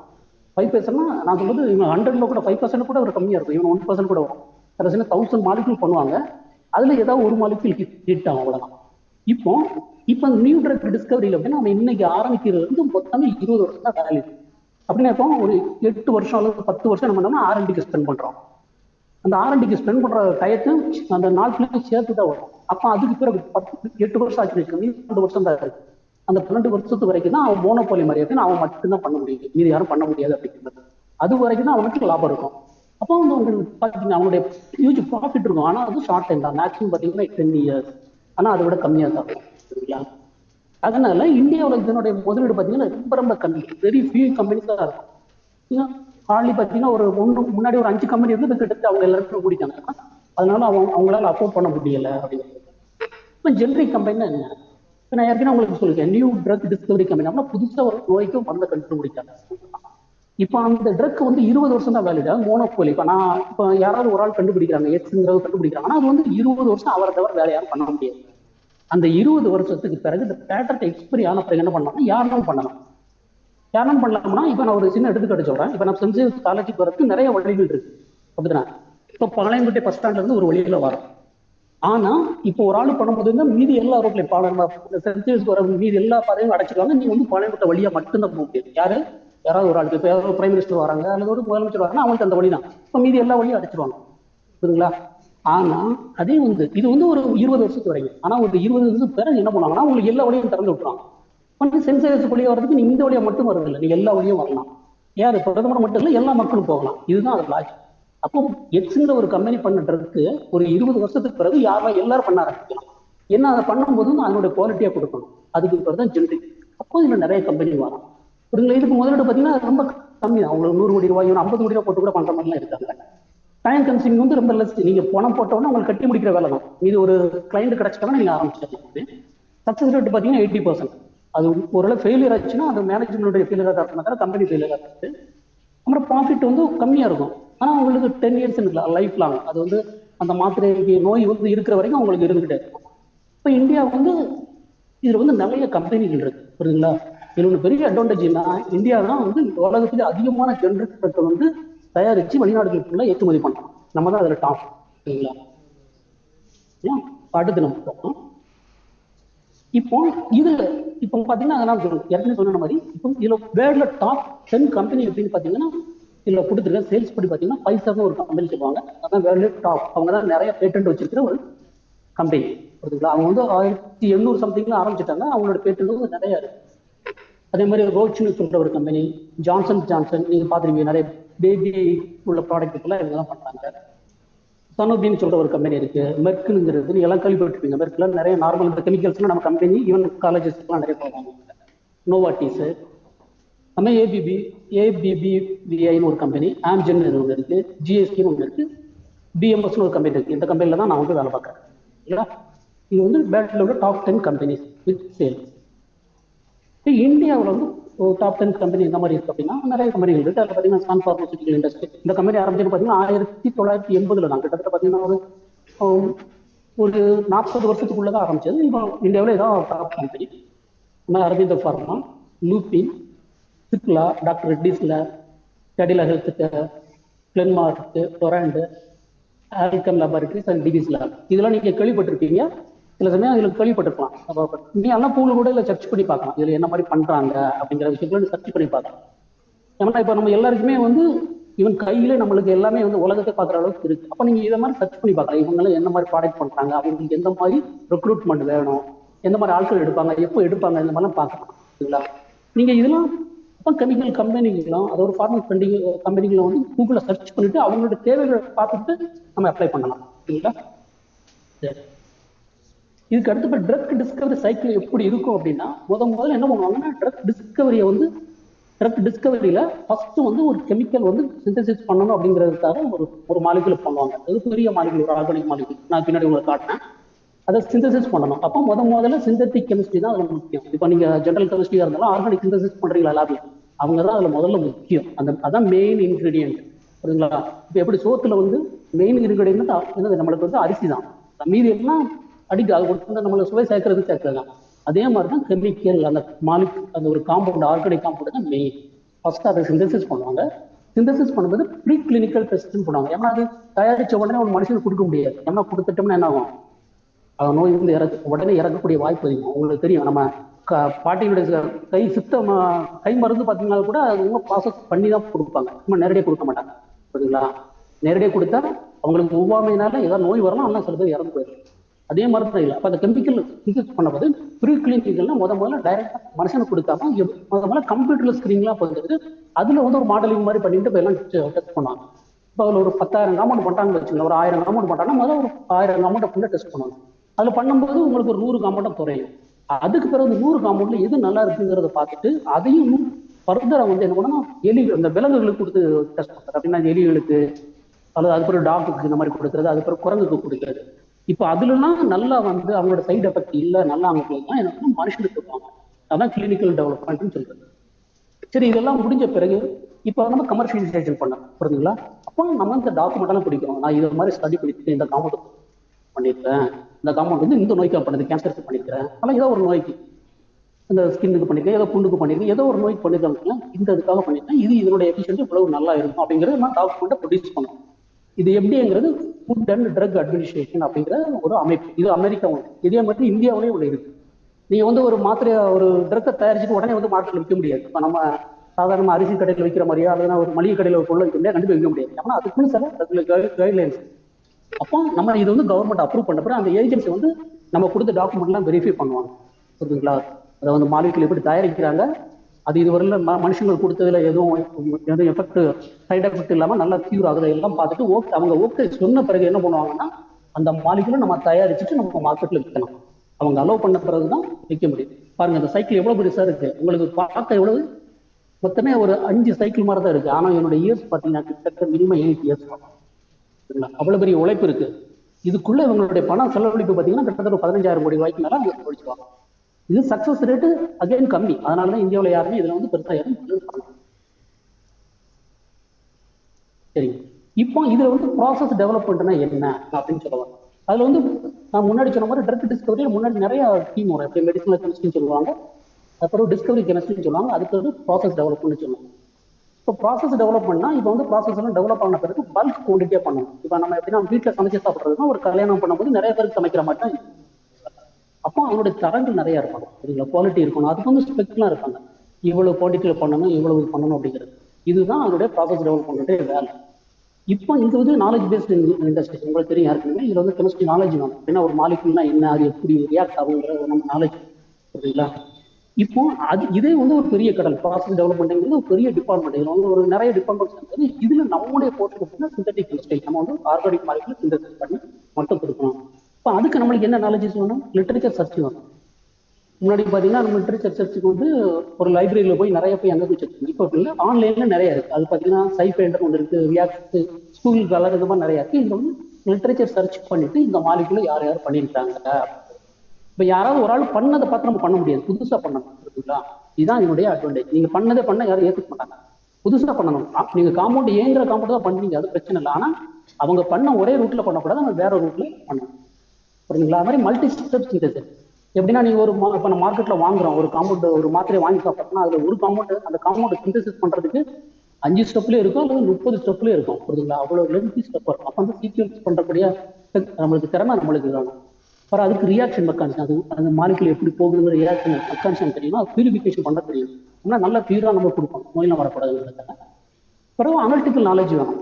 உங்களுக்கு இன்ஸ்ட்ருமெண்ட்டை பற்றி தெரியும்னு நினைக்கிறேன். HPLC, high performance liquid chromatography, gas chromatography, mass spectroscopy, அதில் வந்து ஹெச்பிஎல்சிலே வரும், ஜிசிலே வரும், என்எம்ஆர், அப்புறம் ஐஆர், எக்ஸ்ஆர்டி சிங்கிள் கிறிஸ்டல் சொல்கிறோம். இதனுடைய இதெல்லாம் வந்து இந்த டிபார்ட்மெண்ட்டில் வருது. இதை நம்மளுக்கு ஆப்ரேட்டிங் பண்ண தெரியல நம்மளோட சிந்தட்டிக் கெமிஸ்ட்ரிக்கு, ஆனால் இதை பற்றி நாலேஜ் நம்மளுக்கு வேணும், ஏன்னா இன்டர்பிரேஷன் நம்மளுக்கு தெரியும் அப்படிங்கிறதுக்காக. ரெண்டாவது டாக்குமெண்டேஷன். இப்போ நம்ம பண்ணுற ஒர்க்கெல்லாம் டாக்குமெண்டேஷன் பண்ணணும். அப்படிங்கும்போது நம்மளுக்கு வந்து கம்ப்யூட்டர் நாலேஜ் உங்களுக்கு கண்டிப்பாக தேவை. இப்போ நான் வேர்டில் எக்ஸல், பிபிடி இதெல்லாம் ரொம்ப ரொம்ப முக்கியம். இப்போ நான் ப்ரெசென்ட் பண்ணுறது பிபிடி தான், சரிங்களா? இதெல்லாம் உங்களுக்கு கண்டிப்பாக தேவை. இப்போ சரி, இப்போ அந்த சிந்தசிஸ் பண்ணியாச்சு, அந்த மாலிகுலர் அனாலிசிஸ் பண்ணணும். அவங்களுக்கு ஏற்கனவே சொல்லியிருக்கேன், அனலிட்டிக்கல் டெக்னிக்னு சொல்லுவோம். இப்போ இந்த அனாலிசிஸ் பண்ணணும், ஒரு காம்பவுண்டை பண்ண பிறகு இது எப்படி அனாலிசிஸ் பண்ணணும் அப்படிங்கிறதுக்கு வந்து அவங்களுக்கெல்லாம் அனலிட்டிக்கல் கெமிஸ்ட்ரியில் போவாங்க, புரியுதுங்களா? அப்போ உங்களுக்கு வந்து சிந்தட்டிக் கெமிஸ்ட்ரியும் உங்களுக்கு நாலேஜ் இருக்குது, அனலிட்டிக்கலும் நாலேஜ் இருக்குது. நீங்கள் கம்பெனியில் 2 விதமாக போகலாம். நீங்கள் விருப்பப்பட்டா சிந்தட்டிக் கெமிஸ்ட்ரி போகலாம், அல்லதுனா அனலிட்டிக்கல் கெமிஸ்ட்ரி போகலாம். நீங்கள் ஒரு இன்ஸ்ட்ருமெண்ட்டில் என்ன பண்ணுவீங்க, இப்போ யாராவது ஒரு ஆள் வந்து ஒரு காம்பவுண்டை சிந்தசிஸ் பண்ணி கொடுக்குறத நீங்கள் அனலிட்டிக்கல் அனலிசிஸ் பண்ணி இது எவ்வளோ பர்சன்டேஜ் கூறி இருக்குது, இது இந்த காம்பவுண்ட் நீங்கள் கேரக்டரைஸ் பண்ணி கொடுக்குறது, இதுதான் உங்களுடைய சரிங்களா? அடுத்து இப்போ இது நம்ம சிந்தசிஸ் பண்ணியாச்சு பண்ணும்போது ப்ரொடக்ஷன், மாஸ் ப்ரொடக்ஷன். நான் ஏற்கனவே உங்களுக்கு சொன்ன மாதிரி தான், இப்போ ஒரு கல்யாணத்துக்கு சமைக்கிறது, இப்போ ஒரு பெரிய ஊருக்கு சமைக்கிற மாதிரி பெரிய லெவலில் பண்ணணும், பல்க் ப்ரொடக்ஷன். அப்போ அந்த கெமிக்கலில் வந்து நம்மளுக்கு இதில் என்ன சேலஞ்சஸ் வரும், பல்க் ப்ரொடக்ஷன் வந்து நிறைய காம்பவுண்ட் வாங்கணும். அது மாதிரி கெமிக்கலில் வந்து உங்களுக்கு சத்தாடுக்கு சில கெமிக்கல் வந்து வெடிக்கலாம், சில கெமிக்கல் வந்து ஏதாவது ஒரு என்வாயர்மெண்ட்டை பாதிக்கலாம். உங்களுக்கு நிறைய வந்து ஆக்சிடென்ட்லாம் நீங்கள் கேள்விப்பட்டிருக்கீங்க. இந்த மாதிரி விஷயங்கள் நடக்கும். பார்மாசூட்டிக்கல் இண்டஸ்ட்ரியும் நம்ம யூஸ் பண்ணுறதுல கெமிக்கல் அது என்ன மாதிரி நடக்கும்னு நம்மளுக்கு மிகவும் தெரியாது. அப்போ அதை பற்றிய நாலேஜஸ்லாம் நம்மளுக்கு இல்லை, புரியுதுங்களா? இதுதான் அது ப்ராசஸ் கெமிக்கல் இன்ஜினியர் ரியாக்ஷன். அப்போ என்ன மாதிரி டைப் ஆஃப் கெமிக்கல் யூஸ் பண்ணுறோம், அதை எப்படி ஹேண்டில் பண்ணணும், அது மாதிரி அந்த ஒரு இன்ஸ்ட்ருமெண்ட்டை யூஸ் பண்ணும்போது நம்ம சும்மா யூஸ் பண்ண முடியாது, எப்படி ஆப்ரேட் பண்ணுங்கிறது தெரியாது. அது மாதிரி நாலேஜஸ் வேணும். அது ரியாக்ஷன் எப்படி போகுது, அது எப்படி டிஸ்டிலேஷன் பண்ணுறது, பியூரிஃபிகேஷன் பண்ணுறது, அது மாதிரி எப்படி பிளண்ட் பண்ணுறது அப்படிங்கிறதுலாம். சரி, இப்போ நம்ம கெமிக்கல் சிந்தசிஸ் பண்ணியாச்சு, அது அப்படியே நம்ம மனுஷனுக்கு கொடுக்க முடியாது. அப்போ தான் ஃபார்முலேஷன் ஒன்று வரும். எப்படின்னா நம்ம பண்ணுற கெமிக்கலை அது மக்கள் சாப்பிட்ற மாதிரி, உங்களுக்கு தெரியும், மாத்திரையே மாதிரியும் கொடுப்பாங்க, சில சமயம் லிக்விடு மாதிரியும் கொடுப்பாங்க, ஒன்று இன்ஜெக்டும் பண்ணுவாங்க, சில சமயம் வாயிலும் குடிக்கலாம், புரியுதுங்களா? இந்த மாதிரி ஃபார்முலேஷன் பண்ணுறது தான் அவங்களோட மெயின் வேலை, புரியுதுங்களா? அப்போ நம்ம காம்பவுண்ட் பண்ணுற காம்பவுண்ட் பார்த்தீங்கன்னா அந்த ரேஷியோ கம்மியாக தான் இருக்கும், ஆனால் அதை ஃபார்முலேட் பண்ணி கொடுக்குறோம். அது ஒரு டிபார்ட்மெண்ட் இதில் இடையில வரும். நான் ஏற்கனவே சொல்ல மாதிரி தான், நம்ம வந்து சும்மா சாதாரண பண்ண முடியும், ஒரு கைட்லைன்ஸ் இருக்கும், கவர்மெண்ட் கைட்லைன்ஸ், நம்ம அதை ஃபாலோ பண்ணி தான் மேனுஃபேக்சர் இருக்கும். அதை தான் ஜிஎம்பின்னு சொல்லுவாங்க, புரியுதுங்களா? இது வந்து அவங்க கவர்மெண்ட் எப்போ கேட்குறானோ நம்ம வந்து சப்மிட் பண்ணணும். நம்ம கரெக்டாக தான் பண்ணுறோமா அப்படிங்கிறது கவர்மெண்ட் எப்போ பண்ணாலும் கேட்கணும். நீங்கள் நிறைய கேள்விப்பட்டிருப்பீங்க, இப்போ ரீசெண்டாக கூட ஆப்பிரிக்கா கண்ட்ரியில் நம்ம இந்தியாவில் உள்ள ஒரு கம்பெனி வந்து ஒரு அதாவது சளிக்குள்ள மருந்தை வந்து விற்றதை வந்து சின்ன குழந்தைகளுக்கு விற்றதை வந்து குழந்தைகளை வந்து போயிட்டாங்க, புரியுதுங்களா? அப்போ அது வந்து கவர்மெண்ட்டே ஒரு லீகல் ஆக்ஷன் எடுத்து திருப்பி செக் பண்ணும்போது வந்து இவங்க நிறைய ப்ரொடியூஸ் பண்ணுறாங்க, அதில் ஒரு பர்டிகுலர் பேட்சில் வந்து ஏதோ கண்டாமினேஷன் ஆகிட்டு அப்படின்னா, புரியுதுங்களா? அப்போ ஒரு மனுஷனுடைய சிறிய தவறு எங்க ஆகும், உயிரிழப்புல கொண்டு. அதனாலதான் இந்த கைட்லைன்ஸ்ல ரொம்ப முக்கியம். இப்போ நம்ம உயிரையும் காக்குறோம், அதே நேரத்தில் சின்ன தப்பு பண்ண என்ன ஆகும், அது உயிரை எடுத்து, புரியுதுங்களா? அதனால ரொம்ப கவனமா பண்ணணும் இதனுடைய இது. சரிங்க, இப்போ நான் இதுவரையில ஓவரால் உங்களுக்கு பார்மாசூட்டிக்கல் இண்டஸ்ட்ரீஸ்னா என்னன்னு சொல்லிட்டேன். இப்போ நான் உங்களுக்கு கெமிஸ்ட்ரி பார்த்துக்கு வரேன். இது மாதிரி ஒரு மாலிகுல் நம்ம சிந்தசிஸ் பண்ணோம். ஒரு கெமிக்கல் ஒரு பார்மாசூட்டிக்கல் என்ன பண்ணோம்னா, இந்த மாதிரி மாலிகுல் ஒன்று வாங்கிட்டு பாருங்க, லெஃப்ட் சைடில் இருக்கிற ஒரு காம்பவுண்ட் ப்ரொபார்ஷியல் ஆல்கஹால் எடுக்கலாம், இல்லை ஐசோதைசைனேட்டை போட்டு ரியாக்ட் பண்ணும்போது என்னது நம்மளுக்கு இது மாதிரி ஒரு ஆக்சிசோலிடின் ஒரு காம்பவுண்டு நம்மளுக்கு சிந்தசிஸ் பண்ணுறோம். ஓகே, நீங்கள் வந்து ரெண்டையும் எடுத்துட்டீங்க, சிந்தசிஸ் பண்ணிட்டீங்க. சரி, இது உண்மையிலே இந்த காம்பவுண்டு தானா அப்படிங்கிறது எப்படி கன்ஃபார்ம் பண்ணுவீங்க? அதுக்கு தான் பக்கத்தில் நீங்கள் பார்த்தீங்கன்னா உங்களுக்கு அதே ரைட் சைடில் அந்த கார்னரில் கொடுத்துருக்க பாருங்க, ஒரு கிறிஸ்டல் ஸ்ட்ரக்சர், அதான் எக்ஸாடின்னு சொல்லுவாங்க, சிங்கிள் கிறிஸ்டல் ஸ்ட்ரக்சர். இதை வச்சு தான் என்ன பண்ணுவாங்கன்னா, நீங்கள் பார்த்தீங்கன்னா ஆக்சிஜன் எங்கே இருக்குது, நைட்ரஜன், அந்த சல்ஃபர்லாம் எங்கே இருக்குது, இந்த டபுள் பாண்ட்லாம் எங்கே இருக்குதுன்னு சொல்லிங்கிறத இந்த அனலிட்டிக்கல் டெக்னிக்கு நம்மளுக்கு கன்ஃபார்ம் பண்ணும், புரியுதுங்களா? நீங்கள் சிந்தசிஸ் பண்ணிட்டீங்க, இப்போ ரெண்டுமே போடுறீங்க, இதுவும் சாலிடு, இதுவும் சாலிடு, ரெண்டும் ஃபைனலாக போட்டபோது ஒரு சாலிட் காம்பவுண்ட் கிடைக்குது. டிஎல்சியில் நீங்கள் அதை கீழே குரோமேட்டிக் செக் பண்ணியிருப்பீங்க, ரெண்டுமே டிஃப்ரெண்டாக வருது சொல்லுவீங்க. ஆனால் உண்மையிலே இந்த காம்பவுண்ட் இப்படி தான் இருக்குமா, அல்லது நைட்ரஜனும் ஆக்சிஜன் வேற வேற இடத்துல இருக்குமா அப்படிங்க எப்படி கன்ஃபார்ம் பண்ணுவீங்க? அதுக்கு தான் என்னது இந்த மாதிரி சிங்கிள் கிறிஸ்டல், அதாவது எக்ஸாடின்னு சொல்ற ஒரு டெக்னிக்கல் வரும். நீங்கள் இதில் பார்த்த பிறகு இதுதான் காம்பவுண்ட்னு சொல்லிட்டு நம்ம ஐடென்டிஃபிகேஷன் பண்ணலாம். ஓகே, இப்போ காம்பவுண்டை ஐடென்டிஃபிகேஷன் பண்ணியாச்சு. உண்மையிலே இது எவ்வளோ பர்சன்டேஜ் பியூரா இருக்கு, நல்ல சுத்தமான காம்பவுண்டா இருக்கா அப்படிங்கிறது செக் பண்ணணும். அப்போ உங்களுக்கு இந்த ஹெச்பிஎல்சி டெக்னிக்லாம் வரும் இந்த மாதிரி, புரியுதுங்களா? அதுக்கப்புறம் நிறைய அனலிட்டிக்கல் டெக்னிக் என்ன மாதிரி வரும். இப்போ நீங்கள் முதல்ல கன்ஃபார்ம் பண்ண பிறகு என்ன மாதிரி டெக்னிக்கல், இந்த மாதிரி நிறைய டெக்னிக்கல்லாம் இது அனலிட்டிக்கல் போகும். இப்போ நம்ம சிந்தசிஸும் பண்ணிட்டோம், கேரக்டரைஸும் பண்ணிட்டோம், புரியுதுங்களா? அடுத்து இப்போ கேரக்டரைஸ் பண்ணும்போது இது எப்படி இன்டர்பிரட் பண்றது? நான் ஏற்கனவே உங்களுக்கு முன்னாடி காட்டினேன், ஒரு கம்ப்யூட்டர் சிந்தசிஸ் பண்ணியாச்சு, சிங்கிள் கிறிஸ்டல் மூலமா இந்த ஸ்ட்ரக்சர் இப்படி தான் இருக்குன்னு சொல்லிட்டோம். சரிங்களா? இப்போ அது எப்படி கேரக்டரைஸ் பண்ண போறோம்? இப்போ என்ன மாதிரி எடுத்தாச்சு, என்ன மாதிரி உங்களுக்கு என்ன கிடைக்கும்? ஏதோ பீக் மாதிரி கிடைக்கும். அதை நீங்க எப்படி கேரக்டரைஸ் பண்ணீங்க? அந்த பீக் எதுக்குள்ளது அப்படிங்கிறது. அப்போ நீங்க தியரிட்டிக்கலா ஏற்கனவே படிச்சிருப்பீங்க, திருப்பி அதை வச்சு நம்ம கன்ஃபார்ம் பண்ணுவோம் உண்மையில இதுதான் இருக்கிறா அப்படின்னு. இங்க பாருங்க, நம்ம எல்லாமே கொடுத்துருக்கோம். ஒரு ப்ளூ கலர் ஆரோல ஏன்னு கொடுத்துருக்கோம் பாருங்க. ஒரு நம்ம என்ன மாதிரி இது என்ன மாதிரி டெக்னிக்கல் நம்ம யூஸ் பண்ணுவோம். இப்போ புரோட்டான் மாதிரில பாத்தீங்கன்னா அந்த ஏன்னு கொடுத்துருக்கல 2 ஹைட்ரஜன் வரும், CH2 வரும். அது எந்த ppmல வரும் பாத்தீங்கன்னா அப்படின்னா 3.99 ppmல இது வருது. ஓகே, அப்போ இந்த CH2 இங்க இருக்கு நம்ம கன்ஃபார்ம் சரிங்களா? அதே மாதிரி இந்த அரைல் ரீஜன் நான் உங்களுக்கு நிறைய கன்ஃபியூஸ் ஆகக்கூடாதுங்கிறதுக்காக அந்த அரோமேட்டிக் ரீஜன் அந்த பென்சின் ரிங்ல இருக்கிற உள்ள புரோட்டான் ஹைட்ரஜன் வந்து நான் கொடுக்கல, ஏன்னா நம்மளுக்கு அது தேவையில்லை, நிறைய வரும். இப்போ இது ஸ்பெசிஃபிக்கா உள்ளதுதான் நம்ம கொடுக்குறோம் இந்த மாதிரி. இப்போ C13 என்ன மாதிரில போனோம்னா இன்னொரு இது எப்படி அப்படின்னா இந்த இருக்கலாம், இந்த Pன்னு ஒண்ணு கொடுத்துருக்கல வந்து இது எந்த இடத்துல வரும் அப்படின்னா எங்க வரும் 163 ppmல வரும். இப்போ அதே இது இந்த ஏ வந்து எங்க வரும்னா கார்பன், அதாவது கார்பன் என்ன மாதிரி எங்க வரும்னா எங்க வரும்னா 33 ppmல வரும். சரிங்களா? அப்புறம் இன்னொரு டெக்னிக் இருக்கு, நான் ஏற்கனவே சொல்லியிருக்கேன் மாஸ். அந்த ஸ்ட்ரக்சர் வரைஞ்ச பிறகு இதனுடைய மாஸ் தியரிட்டிக்கலா நீங்க உங்களுக்கு எல்லாரும் கெமிக்கலா யூஸ் பண்ணுவீங்கன்னு நினைக்கிறேன். இப்போ இந்த ஸ்ட்ரக்சரை வரைச்சிட்டு நீங்க அதனுடைய மாஸ் எவ்வளோன்னு போட்டீங்கன்னா அது காட்டும் இந்த மாதிரி மாஸ் வேல்யூ எவ்வளவு. இப்போ இந்த மாஸ் வேல்யூவும் நம்ம ஒரு இன்ஸ்ட்ருமெண்ட்ல செக் பண்ணோம்னா இந்த மாஸ் வேல்யூ மேட்ச் ஆகுதுன்னு நம்ம செக் பண்ணிப்போம். மேட்ச் ஆச்சுன்னா இந்த ப்ராடக்ட் நம்ம கன்ஃபார்ம் பண்ணிக்கலாம். அப்போ நம்ம இதில் என்ன பார்த்துருக்கோம், ஒரு காம்பவுண்ட் சிந்தசிஸ் பண்றோம், அதை பியூரிஃபிகேஷன் பண்ணி இந்த தான் காம்பவுண்ட் சொல்லிட்டு சிங்கிள் கிறிஸ்டலா ஐடென்டிஃபை பண்ணி அடுத்து வேற டெக்னிக்கல், அதாவது என்ன மாதிரி வச்சு இந்த காம்பவுண்ட் எப்படி டிஸ்ட்ரிபியூட் பண்ணலாம் அப்படிங்கிறது நான் உங்களுக்கு சொல்லியிருக்கேன். இப்போ நான் உங்களுக்கு சாம்பிள் குரோமோட்டோகிராம் காட்டுறேன். இதுதான் புரோட்டான் NMR. நான் ஏற்கனவே உங்களுக்கு காட்டுறேன் பார்த்தீங்களா, இது எப்படி இருக்கும் அப்படின்னா NMRல இப்படி தான் இருக்கும். எப்படி இருக்கும், இந்த CH2 காட்டுறேன் பாருங்க, எங்க இருக்கு அங்க எந்த ppmல காட்டுறேன் 3.98 ppm வருது பார்த்தீங்களா, 3.982 ppm வருது. நான் உங்களுக்கு அங்க வேற எதை நம்ம எல்லாத்துக்கும் கன்ஃபியூஸ் ஆகுறதுக்காக காட்டல. இந்த பாருங்க 7 to 8 minutesல என்ன வருது, நிறைய புரோட்டான் இருக்கு பாருங்க. எப்படி இருக்கு இங்க பாருங்க, எத்தனை புரோட்டான் இருக்கு உங்களுக்கு தெரியும். எத்தனை புரோட்டான் இருக்கு, ஒரு 5 புரோட்டான் இருக்கா, அதுக்கு பிறகு ஒரு 6.7, அது 1.8. நீங்க இப்ப இப்போ கவுண்ட் பண்ணி பாருங்க எவ்வளவு வரணும் பாருங்க. இந்த குளோரோ இருக்குல்ல, அதுல பாருங்க எவ்வளவு புரோட்டான் இருக்கும், 1 2 3 4 புரோட்டான். இந்த பக்கம் ஒரு பென்சின் ரிங்ல 5 புரோட்டான், அப்போ 10 14 புரோட்டான் வரணும். இங்க எவ்வளவு வருது நீ கவுண்ட் பண்ணி பாருங்க, வருதுங்களா 14 புரோட்டான். இதை மாதிரி நம்பர் ஆஃப் புரோட்டான் வச்சு நம்ம கவுண்ட் பண்ணலாம். இது புரோட்டான் NMR. சரி, உங்களுக்கு கார்பன் NMR இப்படி காட்டும். இப்போ அதே இது கார்பன் NMR எப்படி இருக்கும்னா இதுதான் கார்பன் NMR. நான் உங்களுக்கு ஏற்கனவே NMR இன்டர்பிரேஷன் முன்னாடி காட்டியிருக்கிறேன். இப்போ அதேபடி இந்த ஸ்பெக்ட்ரம் எங்க இருக்கு அப்படின்னு நான் காட்டுறப்பாரு. இந்த ஏங்கிறது காட்டுறது எங்க இருக்கு 33ல இருக்கு. அது மாதிரி Pங்கிறது அந்த ப்ளூ கலர்ல ரென் சர்க்கிள் பண்றது எங்க இருக்கு 163. அப்போ நம்மளுக்கு இதுல என்னது தியரிட்டிக்கலா நம்மளுக்கு நாலேஜ் இருக்கணும், சரிதானே? நம்மளுக்கு நாலேஜ் இருந்தா தான் இந்த புரோட்டான் இங்கங்க வருதுன்னு நம்மளால சொல்ல முடியும், சரிங்களா? அப்ப நம்மளுக்கு வந்து எப்படி சிந்தசிஸ் மட்டும் தெரிஞ்சா மட்டும் போறாது, அனலிட்டிக்கல் டெக்னிக் மட்டும் தெரிஞ்சா மட்டும் போதாது, தியரிட்டிக்கலா அது எங்க வரும்னா நம்மளுக்கு தெரியும். நீங்க நாங்க நிறைய இதை படிக்கிறீங்களா? சரி, ஓரளவு உங்களுக்கு எக்ஸ்பிளைன் பண்ணிட்டேன்னு நினைக்கிறேன். ஒரு 2 எக்ஸாம்பிள் மட்டும் உங்களுக்கு காட்டும். இப்போ சரி, இது எல்லாம் எக்ஸ்பிளைன் பண்ணிட்டோம். அது ரியாக்ஷன் மெக்கானிசம் ஒன்று சொல்லுவாங்க. சரி, இந்த ரியாக்ஷன் எப்படி போகுது, எந்த வழியா போகுது அப்படிங்கிற மாதிரி சொல்லணும், சரிங்களா? அதுக்கு உங்களுக்கு ரியாக்ஷன் மெக்கானிசம் நிறைய படிச்சிருப்பீங்க. நான் உங்களுக்கு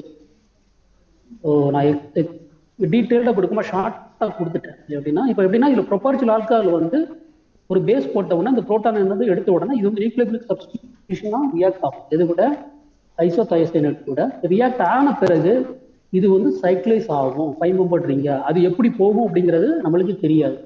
அப்போ நான் ப்ராபபிலிட்டி எங்க கொடுத்துருக்கேன் பாருங்க, அந்த இண்டு மார்க் கொடுத்ததுக்கு எல்லாம் இந்த மாதிரியும் போகலாம்னு தான் சொல்ல வரேன். ஆனா இது போகல, நான் தயாரிச்சல போகல, எனக்கு எனது இந்த ரைட் சைடில் இருக்கிற 2 காம்பவுண்ட் தான் கிடைச்சிருக்கு அப்படின்னு நம்ம சொல்ல வரோம். ஆனா ப்ராபபிலிட்டிஸ் இந்த மாதிரியும் போகலாம், புரியுதுங்களா? இந்த கெமிஸ்ட்ரியே ப்ராபபிலிட்டிஸ் தான், புரியுதுங்களா? நீங்க சொல்லுங்க 6 அந்த எஸ் ஐசோமர் எல்லாமே 100% ஆரா இருக்கும், 100% எஸ்ஸா கண்டிப்பா வராது, புரியுதுங்களா? கொஞ்சம் பர்சன்டேஜ் மாறணும், அதான் இங்க சொல்ல வரும். அப்போ உங்களுக்கு இந்த மாதிரி ரியாக்ஷன் மெக்கானிசமும் தெரியணும். இப்போ ஒரு காம்பவுண்ட் சிந்தசிஸ் பண்ண பிறகு கேரக்டரைஸ் பண்ண பிறகு ப்ராடக்ட் இதுதான் உங்களுக்கு தெரிஞ்சுட்டு, ஆனா திருப்பி நம்ம ஸ்டார்டிங்ல தான் ரெட்ரோசிந்தசிஸ் மாதிரி ஸ்டார்டிங் மெட்டில் இருந்து இந்த ரியாக்ஷன் இந்த வழியா போயிருக்குன்னு சொல்றதுக்கு தான் இந்த ரியாக்ஷன் மெக்கானிசம். அப்போ நம்மளுக்கு ரியாக்ஷன் மெக்கானிசமும் கண்டிப்பா தெரியும், ஓகேங்களா? இப்போ உங்களுக்கு 2 எக்ஸாம்பிள் நான் உங்களுக்கு சொல்றேன் எப்படி பண்றோம். நீங்க எல்லாருமே கிரிக்னாட் ரியேஜென்ட்னு ஒன்று கேள்விப்பட்டிருப்பீங்க. அது என்ன பண்ணுவோம், ஒரு aryl bromide or iodide or chloride, இங்க பாருங்க 4 புரோமோ பென்சின் இருக்கு. இது கூட என்ன பண்ணுவோம், மெக்னீஷியம் மெட்டலை போட்டு ரியாக்ட் பண்ணி என்னது இந்த அரைல் மெக்னீஷியம் புரோமைடு அந்த ப்ராக்கெட்ல அந்த ரெட் கலர்ல கொடுத்துருவாங்க. இந்த மாதிரி காம்பவுண்ட், இதுக்கு பேரு கிரிக்னாட் ரியேஜென்ட்னு சொல்லுவாங்க. நீங்க எல்லாம் படிச்சிருப்பீங்க.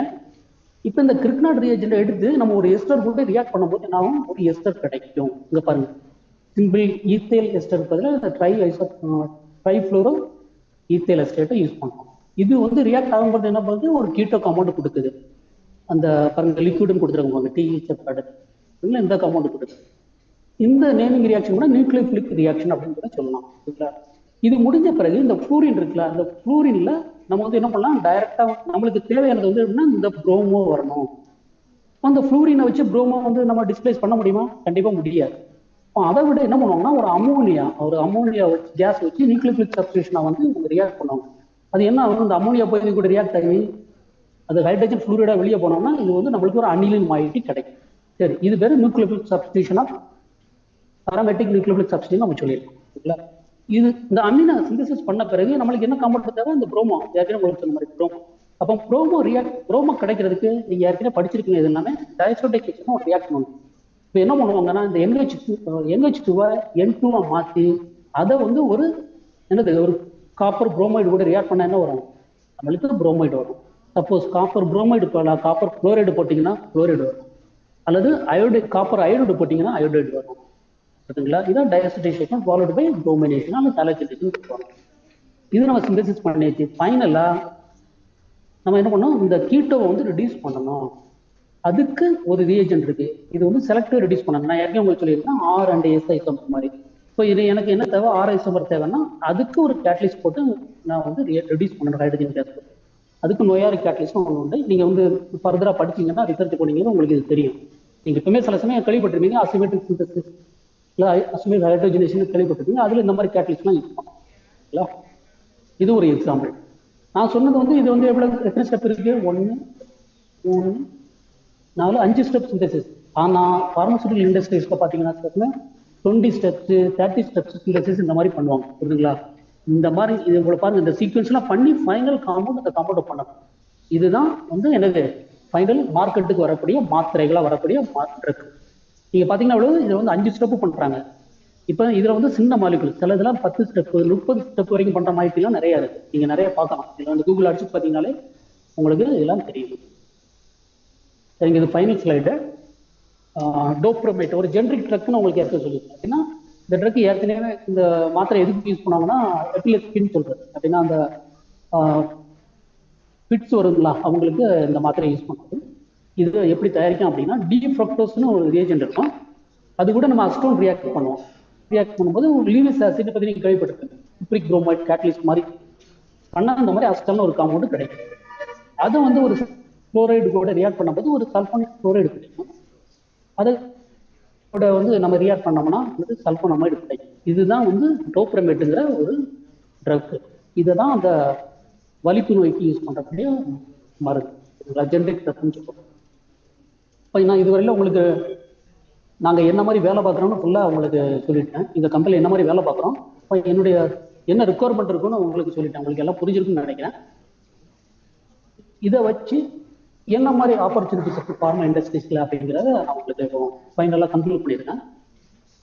இது வந்து ஆல்மோஸ்ட் உங்களுக்கு தெரியும், எல்லாமே நாலேஜ் பேஸ்ட் இண்டஸ்ட்ரீஸ் தான். கெமிஸ்ட்ரினா கெமிஸ்ட்ரி பற்றி நிறைய நாலேஜஸ் தெரியும். சரிங்களா? அது கண்டிப்பாக ஆர்கானிக் கெமிஸ்ட்ரிங்கும் போது ஆர்கானிக் கெமிஸ்ட்ரி பற்றி உங்களுக்கு தரவு நாலேஜஸ் தெரியும். நேமிங் ரியாக்ஷன் உங்களுக்கு தெரியணும். ப்ரான்டிக்கல் டெக்னிக்கில் ஹெச்பிஎல்சினா என்ன, ஜிசினா என்ன, என்எம்ஆர்னா என்ன, எக்ஸ்ஆர்டினா என்ன, அது எதுக்கு யூஸ் பண்ணுறாங்க இந்த டெக்னிக்கில், இதெல்லாம் உங்களுக்கு தெரியணும். ரியாக்ஷன் மெக்கானிசம்லாம் உங்களுக்கு தெரியணும். பிறகு இதுல என்ன மாதிரி டிபார்ட்மெண்ட் இருக்கு. இப்போ நான் சொல்றது வந்து எப்படின்னா ப்ராசஸ் டெவலப் பண்ணுறது 3வது இருக்கு பார்த்தீங்களா, புல்லட் பாயிண்ட்ஸ். அதுதான் நான் ஒர்க் பண்றது. அதுக்கு முன்னாடி 2 டிபார்ட்மெண்ட் இருக்கு. எப்படி என்ன டிபார்ட்மெண்ட், மெடிசினல் கெமிஸ்ட்ரின்னு சொல்லுவாங்க. அதான் ஃபர்ஸ்ட் வந்து ஸ்மால் ஸ்கேல மில்லிகிராம் ஸ்கேல்ல பண்ணது. அதுக்கு வந்து ட்ரக் டிஸ்கவரி சொல்லுவாங்க. அது வந்து ஒரு கிராம் ஸ்கேல் போனாங்க. நாங்கள் வந்து கிலோ வச்சு பண்றோம். இப்போ இவங்களுக்கு எல்லாமே வந்து மாஸ்டர்ஸ் தான் தேவைப்படும். எம்எஸ்சி கெமிஸ்ட்ரி படிச்சிருக்கணும், ஜென்ரல் ஆர்கானிக். இப்போ ஆர்கானிக் கெமிஸ்ட்ரி ப்ரிப்பேர் பண்ணாங்க, இவன் ஜென்ரலாகவும் எடுப்பாங்க, அல்லது பிஹெச்டி. அப்போ மெடிசினல் கெமிஸ்ட்ரிக்கு எம்எஸ்சி தேவை அல்லது பிஹெச்டி, ட்ரக் டிஸ்கவரிக்கு எம்எஸ்சி அண்ட் பிஹெச்டி தேவை, ப்ராசஸ் டிபார்ட்மெண்ட்டில் வந்து பார்த்தீங்கன்னா பிஹெச்டின்னு தேவை, எம்எஸ்சி பிஎஸ்சின்னு எடுப்பாங்க. பிஎஸ்சி எப்படின்னா சின்ன சின்ன வேலைகளுக்கு எடுப்பாங்க. ஆனால் எம்எஸ்சி இருந்தால் உங்களுக்கு நல்லது இல்லை. அப்புறம் இன்ஜினியரிங்கில் வருவாங்க. ஏன்னா அவங்க நான் சொன்ன உங்களுக்கு பல்க் ப்ரொடக்ஷன் பண்ணும்போது வந்து இன்ஜினியரிங் கண்டிப்பாக தேவை. டிப்ளமோ எடுப்பாங்க. ஏன்னா அவங்களுக்கு சின்ன சின்ன ஒர்க் பண்ணுறாங்க. உங்களுக்கு அப்போ சிந்தட்டிக் நாலேஜஸ் நிறைய வேணும். அப்படி இருக்கவங்களுக்கு நீங்கள் சிந்தசிஸ் போகலாம். ஒருவேளை நீங்கள் ஜென்ரல் கெமிஸ்ட்ரி படித்தவங்க எனக்கு இல்லை அதில் விருப்பம் இல்லை அப்படிங்கும்போது நீங்கள் அனாலிட்டிக்கல் டெக்னிக்கல் போகலாம். நான் ஏற்கனவே சொல்ல இந்த இன்ஸ்ட்ருமெண்ட்டை ஹேண்டில் பண்ணுறது போகலாம். அதில் குவாலிட்டி அஷூரன்ஸ்னு சொல்லுவாங்க. எப்படின்னா அதை செக் பண்ணுறது இந்த மாதிரி இதெல்லாம் நீங்கள் படித்து பார்த்தீங்கன்னா சரிங்களா. இது மாதிரி இப்போ இஹெச்எஸ் நான் ஏற்கனவே உங்களுக்கு சொல்லியிருக்கேன். கெமிக்கல் இண்டஸ்ட்ரீஸ்லாம் நிறைய ஆக்சிடென்ட் ஆகும். அதை குறைக்கிறதுக்கு இஹெச்எஸ்ன்னு சொல்லுவாங்க, என்வாயன்மெண்டல் ஹெல்த் அண்ட் சேஃப்டி. இது முக்கியமான ஒரு டிபார்ட்மெண்ட். இப்போ ரீசெண்டாக வந்து நிறைய பூம் ஆகிட்டு. நீங்கள் எம்எஸ்சி கெமிஸ்ட்ரி அல்லது பிஎஸ்சி கெமிஸ்ட்ரி படித்தவங்க ஒரு வேளை இஹெச்எஸ்க்கு போகணும் அப்படின்னா இதுக்கு நிறைய டிப்ளமா கோர்ஸஸ்லாம் இருக்குது. 6 மாதம் 8 மாதம் அந்த மாதிரி கோர்ஸஸ்லாம் நடத்துகிறாங்க. இப்போ இதெல்லாம் படிச்சிங்கன்னா என்ன பண்ணுவோம், நீங்கள் வந்து இஹெச்எஸ்ங்கிற ஒரு டிபார்ட்மெண்ட்டுக்கு போகணும். இப்போ இந்த டிபார்ட்மெண்ட் என்ன பண்ணணும் அப்படின்னா, இப்போ நாங்கள் வந்து ஒரு கெமிக்கல் ரியாக்ஷன் போடுறோம், திடீர்னு ஃபயர் ஆகி போச்சு அப்படின்னா அதை வந்து எப்படி எப்படி அணைக்கிறது, எப்படி அதை பாதுகாக்கிறது, அதுக்கு என்ன ரியேஜென்ட் யூஸ் பண்ணுறது அப்படிங்கிறத சொல்லி கொடுப்பாங்க. உங்களுக்கு தெரியும் நினைக்கிறேன், அந்த பாஸ்பரஸ்லாம் இருக்குது. சில தீக்கு நம்ம என்ன பண்ணுவோம், தண்ணியை போட்டு அனுப்போம். ஆனால் பாஸ்பரஸ்னு ஒன்று இருக்குது, நீ அதில் தண்ணியெல்லாம் போட்டால் என்ன ஆகும், தீ பிடிச்சிருக்கு. சரிங்களா, இந்த மாதிரிலாம் இருக்குது. அப்போ இஹெச்எஸ்னுடைய வேலைன்றது இந்த மாதிரி வேலைகள் இருக்குது. இப்போ எந்த ஒரு தீ இருந்துச்சுன்னா சும்மா சாதாரண தீ கிடையாது. அப்போ அந்த தீக்கு எந்த மாதிரி நம்ம கெமிக்கல் யூஸ் பண்ணி அதை வந்து அந்த தீ அணைக்கிறதுங்கிறது அவனோட ரோல் வந்து இஹெச்எஸ் ரொம்ப ரொம்ப முக்கியம். இப்போ இதுக்கெல்லாம் நிறைய இப்போ டிப்ளமோ கோர்சஸ் இருக்குது. நீங்கள் பிஎஸ்சி முடிக்க இல்லை எம்எஸ்சி முடிக்க கூட பண்ணிங்கன்னா நேரடியாக இந்த மாதிரி வேலைக்கும் போகும். இல்லைங்களா, அவ்வளோதாங்க. That's all for my side. Do you have any questions you can ask?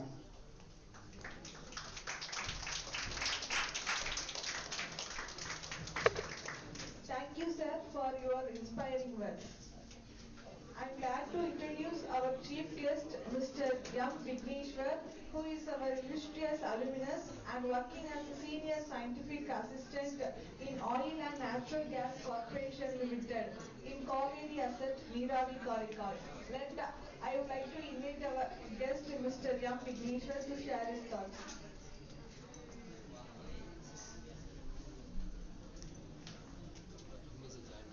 Hello, வணக்கம். நான் பேசுகிறது கேட்குதா? கேட்குது சார். ஓகே, என் வீடியோ உங்களுக்கு வருதா?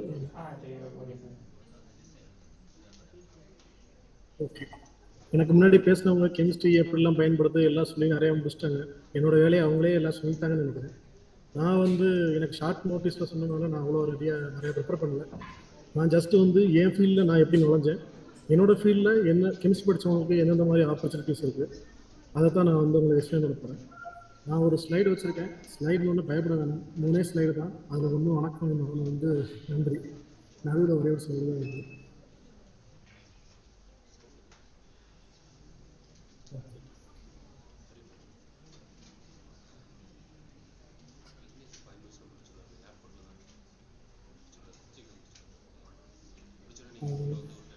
இது பேர் எல்லாம் சொல்லிட்டாங்க, இதில் ஒன்றும் சொல்கிறது இல்லை.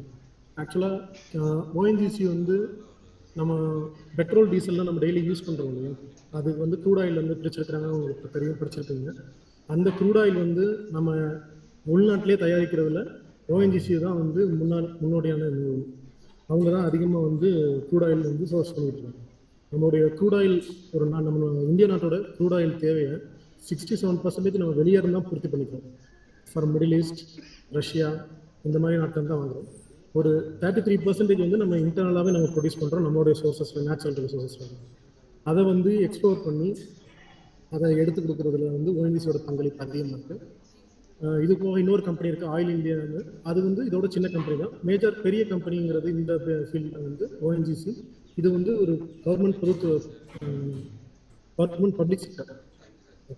கெமிஸ்ட்ரி படித்தவங்களுக்கு இங்கே ஓஎன்ஜிசியில் வந்து என்ன மாதிரி ஆப்பர்ச்சுனிட்டி இருக்குது, 2 லெவலில் என்ட்ரி இருக்குது. எக்ஸிக்யூட்டிவ் அண்ட் நான் எக்ஸிக்யூட்டிவ் லெவல். அதாவது எக்ஸிக்யூட்டிவ்னா வந்து அவங்களுக்கு எடுத்தோன்னே இன்சார்ஜ் பொசிஷன் கொடுப்பாங்க. அவங்க நிறையா டிசிஷன் எடுத்து அதை எக்ஸிக்யூட் பண்ணுற மாதிரி இருக்கும். நான் எக்ஸிக்யூட்டிவ் லெவல்னு வந்துட்டு அவங்களுக்கு எடுத்தோன்னே வந்து கொடுக்குற அசைன்மெண்ட் வந்து எந்த வித டெசிஷன் எடுக்கிற மாதிரிலாம் இருக்காது. டேரெக்டாக அவங்க இன்சார்ஜஸ்கிட்ட அவங்க என்ன ஜாப் அசைன் பண்ணுறாங்களோ அதை முடிக்கணும். இந்த மாதிரி தான் இருக்கும். இதில் நான் எக்ஸிக்யூட்டிவ் லெவலில் வந்து 2 ஸ்டேஜில் வந்து இது பண்ணுறாங்க, இந்த உள்ள ஆள் எடுக்கிறாங்க. பிஎஸ்சி கெமிஸ்ட்ரி முடிச்சதுக்கப்புறமும் உள்ளே வரலாம், எம்எஸ்சி கெமிஸ்ட்ரி முடிச்சதுக்கப்புறமும் உள்ளே வரலாம். இதில் எப்படின்னா பிஎஸ்சி கெமிஸ்ட்ரி முடித்தோன்னே ஓஎன்ஜிசியில் கால் ஃபார் வரும் பிஎஸ்சி குவாலிஃபிகேஷனுக்குன்னு. நீங்கள் அந்த நோட்டீஸை பார்த்துட்டு நீங்கள் அப்ளை பண்ணி அப்புறம் எக்ஸாம், அப்புறம் இன்டர்வியூ. எக்ஸாமில் பாஸ் பண்ணீங்க, நல்லா ஸ்கோர் எடுத்தீங்கன்னா உங்களுக்கு இன்டர்வியூ வரும். இன்டர்வியூ பாஸ் பண்ணிங்கன்னா உங்களுக்கு வேலை. அடுத்து அதே மாதிரி தான் எம்எஸ்சி குவாலிஃபிகேஷனுக்கும் அதே மாதிரி தான் எதிர்பார்க்குறேன். வேற எக்ஸிக்யூட்டிவ் லெவலுக்கு பார்த்தீங்கன்னா எம்எஸ்சி கெமிஸ்ட்ரி தான் குவாலிஃபிகேஷன், பட் அடிஷ்னலாக நீங்கள் வந்து கேட் பாஸ் ஆகணும். உங்களுக்கு எல்லாம் கேட் எக்ஸாம் பற்றி தெரிஞ்சிருக்கும். Graduate aptitude test for entrance exam, இது இன்ஜினியரிங் எக்ஸாம்ஸ் தான். அது வந்து நீங்கள் எம்எஸ்சி கெமிஸ்ட்ரி வச்சு அப்ளை பண்ணி நீங்கள் அதில் நல்ல ஸ்கோர் எடுக்கணும். ஆக்சுவலாக கேட் பாஸ் பண்ணிட்டா நமக்கு எலிஜிபிள். பட் நீங்கள் வந்து வேலைக்கு வரணும் அப்படின்னா ஆல் இண்டியா ரேங்க்கு 300 மினிமம் நீங்கள் இருக்கணும். ஆல் இண்டியா ரேங்க் 300 இருந்தீங்கன்னா கண்டிப்பாக அந்த வேலை கிடைக்கும். ஆனால் ஆல் இண்டியா ரேங்க் 300 எடுக்கிறது கொஞ்சம் டஃப்பான காரியம் தான் உங்களுக்கு. ஆனால் இட்ஸ் நாட் அச்சீவபிள். பட் நீங்கள் நினச்சா நல்ல ஸ்கோர் இருக்கும். ஃபஸ்ட்டு நீங்கள் பாஸ் பண்ணுற லெவலில் இருந்தீங்கன்னா இன்னும் கொஞ்சம் எக்ஸ்ட்ரா எஃபர்ட் போடும்போது நீங்கள் கேட் அழகாக குவாலிஃபை பண்ணலாம். நான் வந்து என்ட்ரானது வந்து நான் எக்ஸிக்யூட்டிவ் எம்எஸ்சி குவாலிஃபிகேஷன் தான் என்ட்ரானேன். எனக்கு அப்போ வந்து இந்த மாதிரி கேட் குவாலிஃபை பண்ணலாம் அப்போல்லாம் இருக்குன்னு தெரியாது. இப்போ சொல்கிறதுக்கு யாரும் இல்லை. இப்போ நீங்கள் எம்எஸ்சி, இப்போ நான் வந்து இந்த ஸ்டாஃப் லெவல்லேருந்து ப்ரொமோஷனில் எக்ஸிக்யூட்டிவ் ஆகும். இதே எக்ஸிக்யூட்டிவ்ஸ் வந்து இங்கேருந்து ஃபர்தராக ப்ரொமோட் ஆகி அவங்களுக்கு இன்னும் பெரிய பெரிய பொறுப்புகள்லாம் அசைன் ஆகும். இதுதான் வந்துட்டு எங்கள் கம்பெனிக்குள்ளே என்ட்ரி ஆகிறதுக்கான வழிவகை. இது போக பார்த்தீங்கன்னா நீங்கள் நேற்று வந்து அருண் ஒருத்தரோட பேசுகிறேன். ஆக்சுவலாக இந்த மீட்டிங்கில் என்ன ஏற்கனவே தெரிஞ்சுக்க விரும்புகிறீங்க, அவர் பேர் அருண் தான் நினைக்கிறேன். ஒரு நாள் பேசுகிறேன். அவங்க என்ன சொல்கிறாங்க, அவர்கிட்ட பேசுறதுக்கு என்னன்னா கெமிஸ்ட்ரி படித்தா வேலை வாய்ப்பு இருக்குமா அப்படிங்கிற டவுட்டு நிறைய பேருக்கு இருக்குது அப்படிங்கிற மாதிரி சொன்னாங்க. ஆக்சுவலாக கெமிஸ்ட்ரி படித்தா வந்து நீங்கள் எல்லா லெவல்லையும் உங்களுக்கு வேலை. பிஎஸ்சி படிச்சிங்கன்னா பிஎஸ்சி லெவலுக்கும் வேலைக்கு போயிடலாம். எம்எஸ்சி பண்ணி படிச்சிருக்கீங்கன்னா எம்எஸ்சி லெவலுக்கும் வேலைக்கு போகலாம். அதே மாதிரி நீங்கள் அடுத்து பிஹெச்டி பண்ணிங்கன்னா அந்த லெவலுக்கும் உங்களுக்கு ஜாப் ஆப்பர்ச்சுனிட்டி இருக்குது. எந்த லெவல்லையுமே வந்து நம்ம இவ்வளோ தான் படிச்சிருக்கோம், இன்னும் அதிகம் படித்தா தான் வேலைங்கிறது இல்லை. நீங்கள் எவ்வளோ தூரம் எஃபர்ட் போட்டு நீங்கள் எவ்வளோ ஹையராக உங்கள் குவாலிஃபிகேஷன் வச்சுருக்கீங்களோ அந்த லெவலுக்கும் வந்து உங்களுக்கு ஆப்பர்ச்சுனிட்டிஸ் இருக்குது. அதனால் கெமிஸ்ட்ரி ஆனால் என்ன வேணும்னா கெமிஸ்ட்ரிங்கிறது நீங்கள் புக்கில் படித்து மனப்பாடம் பண்ணி பரீட்சையில் பாஸ் பண்ணுறதோட வந்து கெமிஸ்ட்ரி படித்தோன்னு ஆகாது. நீங்கள் அதை நல்லா புரிஞ்சு படிக்கணும். அதை பற்றி உங்களுக்கு எப்போ என்ன கேள்வி கேட்டாலும் சால்வ் பண்ணி சொல்கிற மாதிரி இருக்கும். ஃபார் எக்ஸாம்பிள் எந்த ஒரு எக்ஸாம்ஸும் நீங்கள் வந்து கெமிஸ்ட்ரியில் கொடுத்ததுன்னா நீங்கள் அதை அட்டன் பண்ணால் ஒரு 70% அபோவ், சும்மாவே போய் அட்டன் பண்ண கூட 70% அபோவ் எடுக்கிற மாதிரி நீங்கள் நல்லா குவாலிஃபை பண்ணி இந்த மாதிரி படிச்சிருக்கோம். ஜஸ்ட்டு நம்ம இங்கே டிகிரி வாங்கிடுவோம். டிகிரி வாங்குறது இதே மாதிரி ஜஸ்ட்டு டிகிரி நிறைய இடத்துல கொடுத்துட்டு இருக்காங்க. ஆனால் நமக்கு கிடைக்க ஆப்பர்ச்சுனிட்டி இன்னும் எவ்வளோ பெஸ்ட்டாக பண்ணிவிட்டு நம்ம இன்னும் அதிகமாக தெரிஞ்சுக்கிட்டு நம்ம எக்ஸாம்ஸில் காம்படிட்டிவ் எக்ஸாம்ஸ்லாம் கிளியர் பண்ணுற அளவுக்கு இருக்குது. ஃபார் எக்ஸாம்பிள் இப்போ நீங்கள் பிஎஸ்சி கெமிஸ்ட்ரியை முடிக்கிறீங்க, அடுத்து நீங்கள் வந்து சென்ட்ரல் யூனிவர்சிட்டி நம்ம திருவாரூரில் ஒன்று இருக்குது, பாண்டிச்சேரியில் ஒரு சென்ட்ரல் யூனிவர்சிட்டி இருக்குது.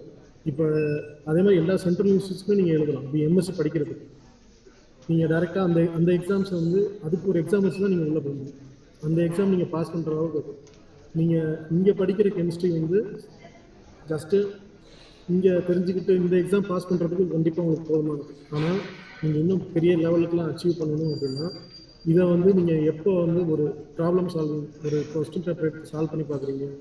நீங்கள் ஜஸ்ட்டு நான் வந்து இன்டர்னல் எக்ஸாம்ஸ் படிக்கிறேன், எக்ஸ்டர்னல் படிக்கிறேன், அதில் நல்ல மார்க் வாங்குறேன், அது மட்டும் தான் என்னோட கோல் அப்படின்னு நினச்சிங்கன்னா உங்களுக்கு வந்து நீங்கள் நினச்ச மாதிரி அடுத்தடுத்து பெரிய இடத்துக்குலாம் போக முடியாது.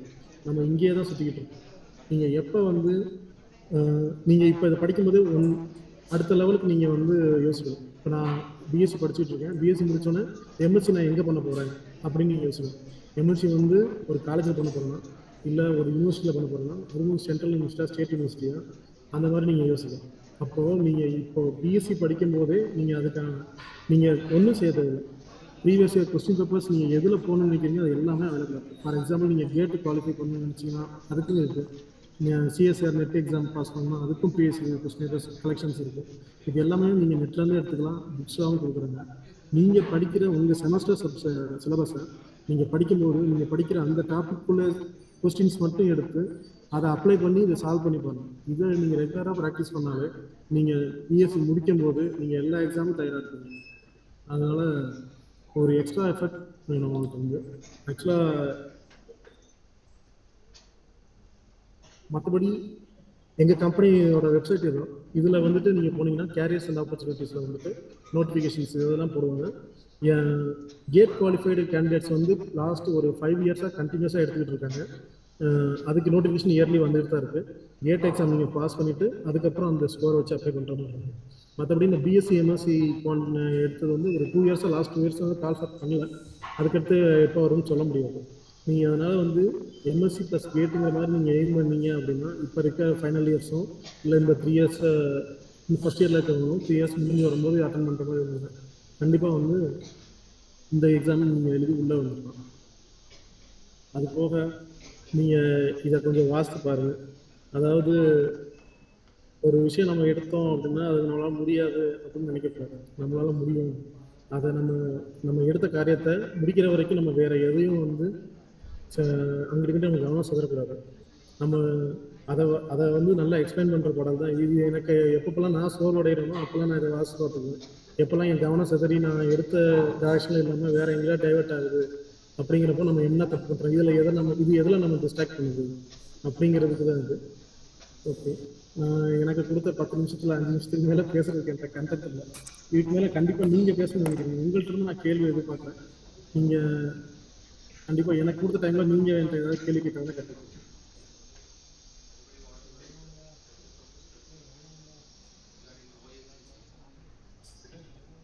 ஏதாவது மைக் பாஸ் பண்ணி கொடுக்கு.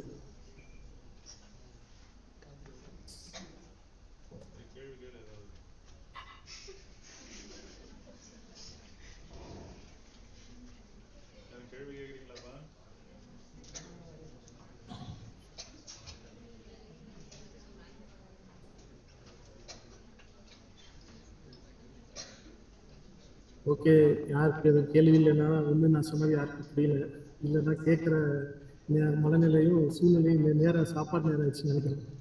ஓகே, எனக்கு தெரிஞ்ச வேறு இன்னும் சில இன்ஃபர்மேஷன் நான் ஷேர் பண்ணியிருக்கேன். இப்போ ஆக்சுவலாக வந்து இப்போ உங்களுக்கு நான் ப்ரொஜெக்ட் பண்ணுற ஸ்க்ரீன் தெரியும் நினைக்கிறேன். என்னோட லேப்டாப் ஸ்க்ரீன் ப்ரொஜெக்ட் ஆகுதா? ஹலோ, இல்லை என்னோட லேப்டாப் ஸ்க்ரீன் தெரியுதா இல்லை என்னோட ஃபேஸ் மட்டும் தான் தெரியும்? லேப்டாப் ஸ்க்ரீன் மட்டும் இல்லையா? ஓகே, இப்போ நீங்கள் வந்து நிறைய பேருக்கு வந்து எப்படின்னா ஃபஸ்ட்டு ஜென்ரேஷன் இது முதல் பட்டதாரிகளாக இருப்பீங்க. அப்போ அவங்களுக்கு வந்து எங்கெங்கே வேலை இருக்குன்னே தேட முடியாது, எங்கே தேடுறதுன்னு தெரியாமல் இருப்பீங்க. ஆக்சுவலாக நீங்கள் ஒரு அந்த மாதிரி இருக்கிறவங்க வந்து ஃபஸ்ட்டு வந்து ஒரு கவர்மெண்ட் ஆர்கனைசேஷன் போகணும் இந்த மாதிரி நினைப்பீங்க. சென்ட்ரல் கவர்மெண்ட் ஆர்கனைசேஷன்ஸும் நிறைய வேகன்சி இயர்லி வந்துட்டு இருக்கு. ஃபார் எக்ஸாம்பிள் வந்து ISRO, DRDO, அதுக்கப்புறம் பாபா அட்டாமிக் ரிசர்ச் சென்டர், அப்புறம் IGCAR, Indira Gandhi atomic research, இது எல்லாத்துலேயுமே வந்து இயர்லி கால்ஃபார் வந்துகிட்டு இருக்கு. இது போக சம்மர் ப்ரோக்ராம்ஸும் நடத்துவாங்க. நீங்கள் படிக்கும் போதே நீங்கள் சம்மர் ப்ரோக்ராம்ஸ் போய் அட்டன் பண்ணலாம். இது எல்லாமே நீங்கள் அந்தந்த வெப்சைட் நான் ஜஸ்ட்டு எடுத்து வச்சுருக்கேன். நீங்கள் இதில் போனீங்கன்னா இதில் உங்களுக்கு கேரியர்ஸ் எப்போவுமே நீங்கள் ஒரு வெப்சைட் உங்களுக்கு வேலை சம்மந்தம் அதில் கேரியர்ஸ் உள்ள போனீங்கன்னா அதில் என்னென்னலாம் இதுக்கு முன்னாடி வந்துருக்குன்னு பழையது இருக்கும். அப்போ அதை வச்சு உங்களுக்கு ஒரு அப்ராக்சிமேட்டாக இந்த மந்தில் இது வரதுக்கு வாய்ப்பு இருக்குது அப்படிங்கிற மாதிரி உங்களுக்கு தெரியும். இது வந்து நான் ஃபஸ்ட்டு உங்களுக்கு காமிக்கிறது வந்து ISRO வந்தது. அடுத்தது வந்து இது வந்து பாபா அட்டாமிக் ரிசர்ச் சென்டர். இதுலேயும் வந்து கேரியர்ஸ் இதில் போய் சர்ச் பண்ணி பார்த்தீங்கன்னா அதாவது BSc குவாலிஃபிகேஷனில் அடுத்து MSc ஜாயின் பண்ணுறதுக்காக இருக்கா, இல்லை MSc முடிச்சுட்டு PhD இருக்கா, இல்லை ஏதாவது சம்மர் கோர்சஸ் ஆஃபர் பண்ணுறாங்க அப்படிங்கிற மாதிரி இருக்கும். சம்மர் கோர்சஸ்லாம் நீங்கள் ஜஸ்ட் ஒரு லெட்டர் எழுதி உங்கள் விருப்பத்தை நீங்கள் எழுதி அனுப்புறீங்கன்னா அது அங்கே செலக்ட் ஆச்சுன்னா உங்களுக்கு அக்காமடேஷன் கொடுக்குறவங்க எல்லாமே கொடுத்து உங்களுக்கு அங்கே ஏதாவது நீங்கள் கற்றுக்குவீங்க. DRDOலாம் எப்படின்னா BSc குவாலிஃபிகேஷன் தான் வேணும்னே எடுப்பாங்க சில பேர். BSc நீங்கள் MSc படிச்சிருந்தால் கண்டிப்பாக உங்களை வந்து எக்ஸாமுக்கு நீங்கள் அப்ளை பண்ண முடியும். அதனால் BSc குவாலிஃபிகேஷன் தான் கண்டிப்பாக வேணும் அப்படின்னு சொல்லி DRDOலாம் எடுப்பாங்க. அதனால் BSc முடிச்சுட்டு DRDOவில் போகலாம். இது வந்து IGCAR, இதுலேயுமே வந்து சம்மர் கோர்சஸ் இருக்குது. இதுலேயுமே வந்து ஜாப் ஆப்பர்ச்சுனிட்டி நிறையா இருக்குது. இதெல்லாம் போக உங்களுக்கு இது மாதிரி இண்டிவிஜுவல் வெப்சைட்ஸ் போய் தேட தெரியல அப்படின்னா எம்ப்ளாய்மெண்ட் நியூஸ் பேப்பர்னு ஒன்று இருக்குது, கேள்விப்பட்டிருக்குன்னு நினைக்கிறேன். அது வந்து சப்ஸ்கிரைப் பண்ணிக்கலாம். நீங்கள் அது வெர்ஷனாக கூட பார்த்துக்கலாம். இல்லை நீங்கள் வந்து ஃபிசிக்கலாக வீட்டுக்கு காப்பி வரணும்னா கொண்டு போய்க்கலாம். அதில் வந்து இந்தியாவில் இருக்கிற எல்லா கவர்மெண்ட் செக்டர் வேலைக்கும் அதில் கண்டிப்பாக பப்ளிஷ் ஆகும். அதில் ஒரு 50 பேஜஸ் தான் இருக்கும். அதில் நீங்கள் உங்கள் குவாலிஃபிகேஷனுக்கு என்னென்ன வேலைகள் பப்ளிஷ் ஆகுதுன்னு முதல்ல ஒரு மாதத்துக்கு 4 காப்பி வரும், வீக்லி ஒன்ஸ் வரும். நீங்கள் அதில் பார்த்தீங்கனாலே நம்ம படித்ததுக்கு எங்கெங்கெல்லாம் வேலை இருக்குது, எந்தெந்த இடத்துக்கு போகலாம், என்னென்ன குவாலிஃபிகேஷன் கேட்குறாங்க, என்னென்ன அடிஷ்னல் ஸ்கில்ஸ் நான் டெவலப் பண்ணிக்கணும் அப்படிங்கிறது தெரியும். இதுதான் ஒரு அடிஷ்னல் இன்ஃபர்மேஷன் சொல்ல நினச்சேன். எனிதிங் எல்ஸ் கண்டிப்பாக ஏதாவது ஒரு கேள்விப்பட்டு நான் சந்தோஷம்.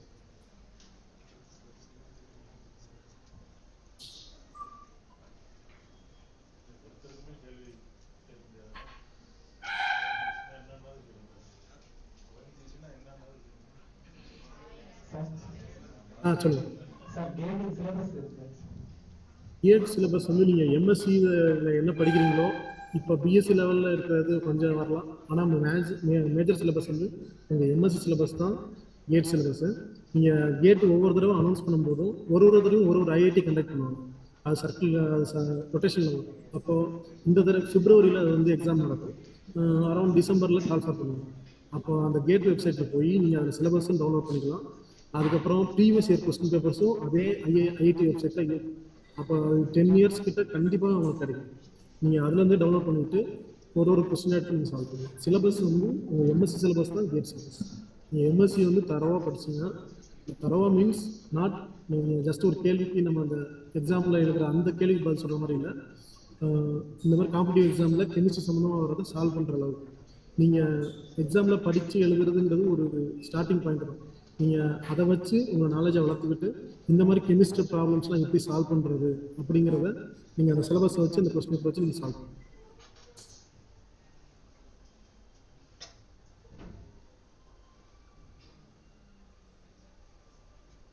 கேட் எக்ஸாம் வந்து எழுதி ஓஎன்ஜிசி மட்டும் இல்லை, இதே மாதிரி நிறைய பப்ளிக் செக்டர் கம்பெனிஸுக்கும் GATE is a qualifying exam for interview. டேரெக்டாக நீங்கள் கேட் பாஸ் ஆகிட்டீங்கன்னா டேரெக்டாக உங்களுக்கு இன்டர்வியூ அவங்க கால்ஃபார் பண்ணுவாங்க.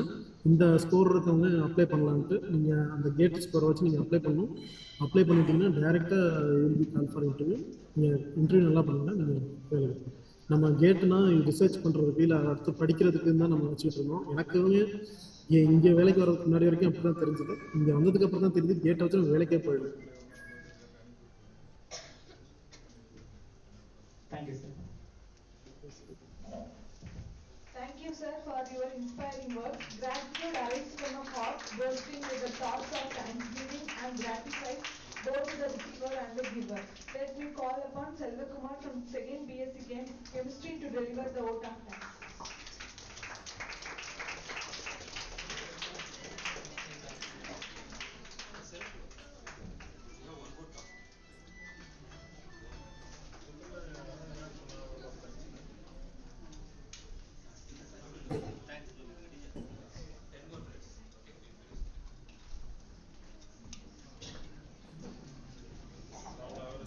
Thank you, sir, for your valuable information given to our students.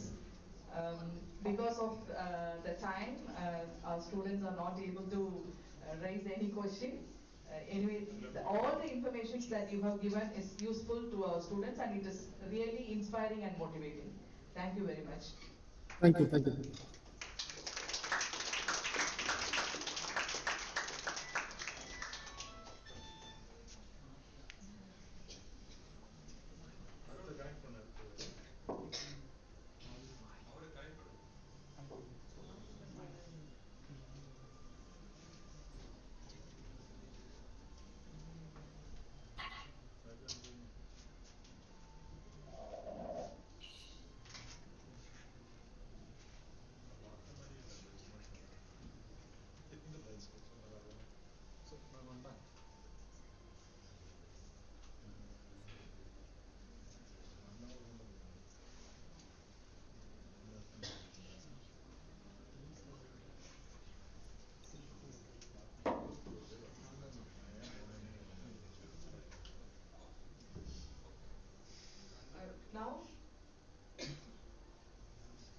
Now we have Dr. Mariappan, who is our own alumnus. Once he was sitting like you, and now he is in Anthem Pharmaceuticals. After his BSc in St. Xavier's College, he moved to Madurai Kamaraj University to do his MSc. And after MSc, he passed GATE and he continued his studies there. and he finished PhD. He's basically an organic synthetic chemist. His research experience spans around multiple step organic synthesis, catalysis, and so on. He did postdoctoral research in China and IIT Madras. Due to want of time, I'm cutting down all the details given in his CV. He has a huge span of experience in synthesis, and he worked in several industries several very big industries like Syngene, Premal Pharma, and Arvinus Chemicals. Now he is in Anthem Pharmaceuticals. With this short introduction, he's basically a researcher, but he is heading at unit now. And with this brief introduction, I would like to hand over the session to Dr. Mariappan. Hello.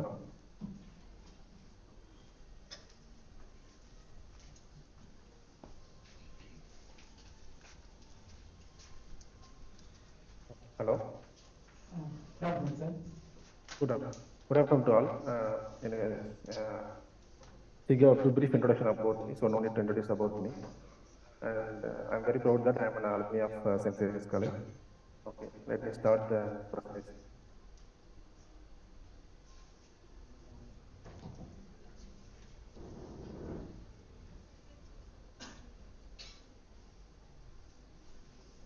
Is it visible? Yes, sir.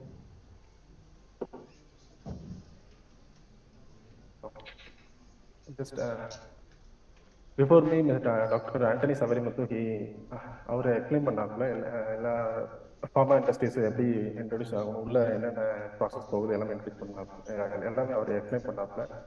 இருந்தாலும் நான் ப்ரீஃபாக ஒரு ஷார்ட்டாக முடிச்சுக்கிறேன். Okay, first contents என்னன்னா,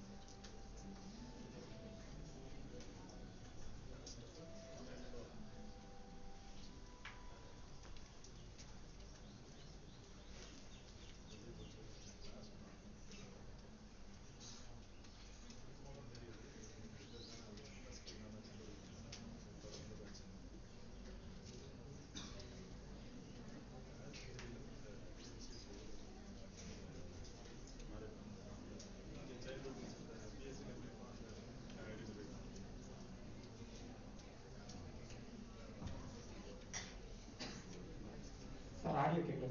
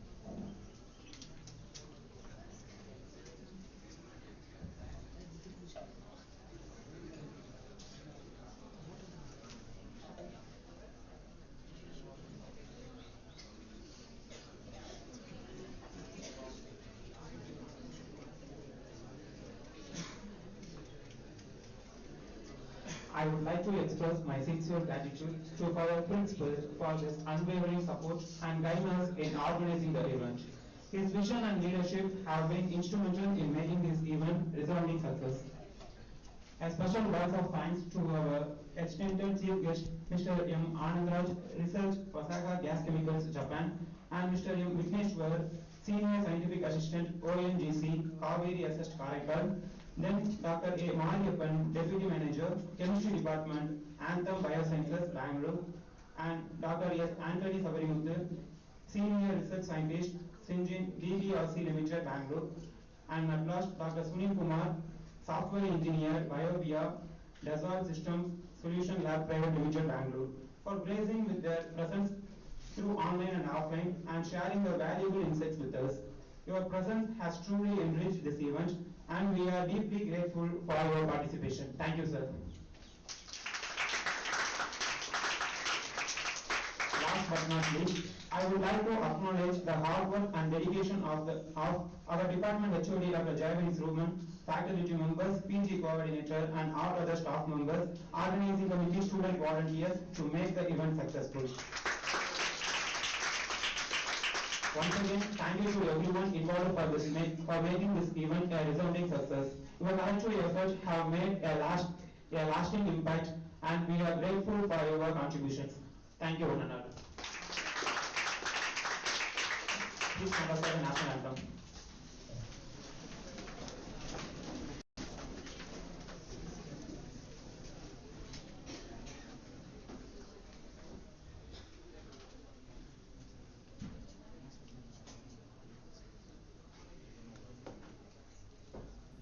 जनगण मन अधिनायक जय हे भारत भाग्य विधाता पंजाब सिंध गुजरात मराठा द्राविड उत्कल बंगा विंध्य हिमाचल यमुना गंगा उच्चल जलधि तरंगा तव शुभ नामे जागे तव शुभ आशीष मांगे गाहे तव जय गाथा जन गण मंगलदायक जय हे भारत भाग्य विधाता जय हे जय हे जय हे जय जय जय जय हे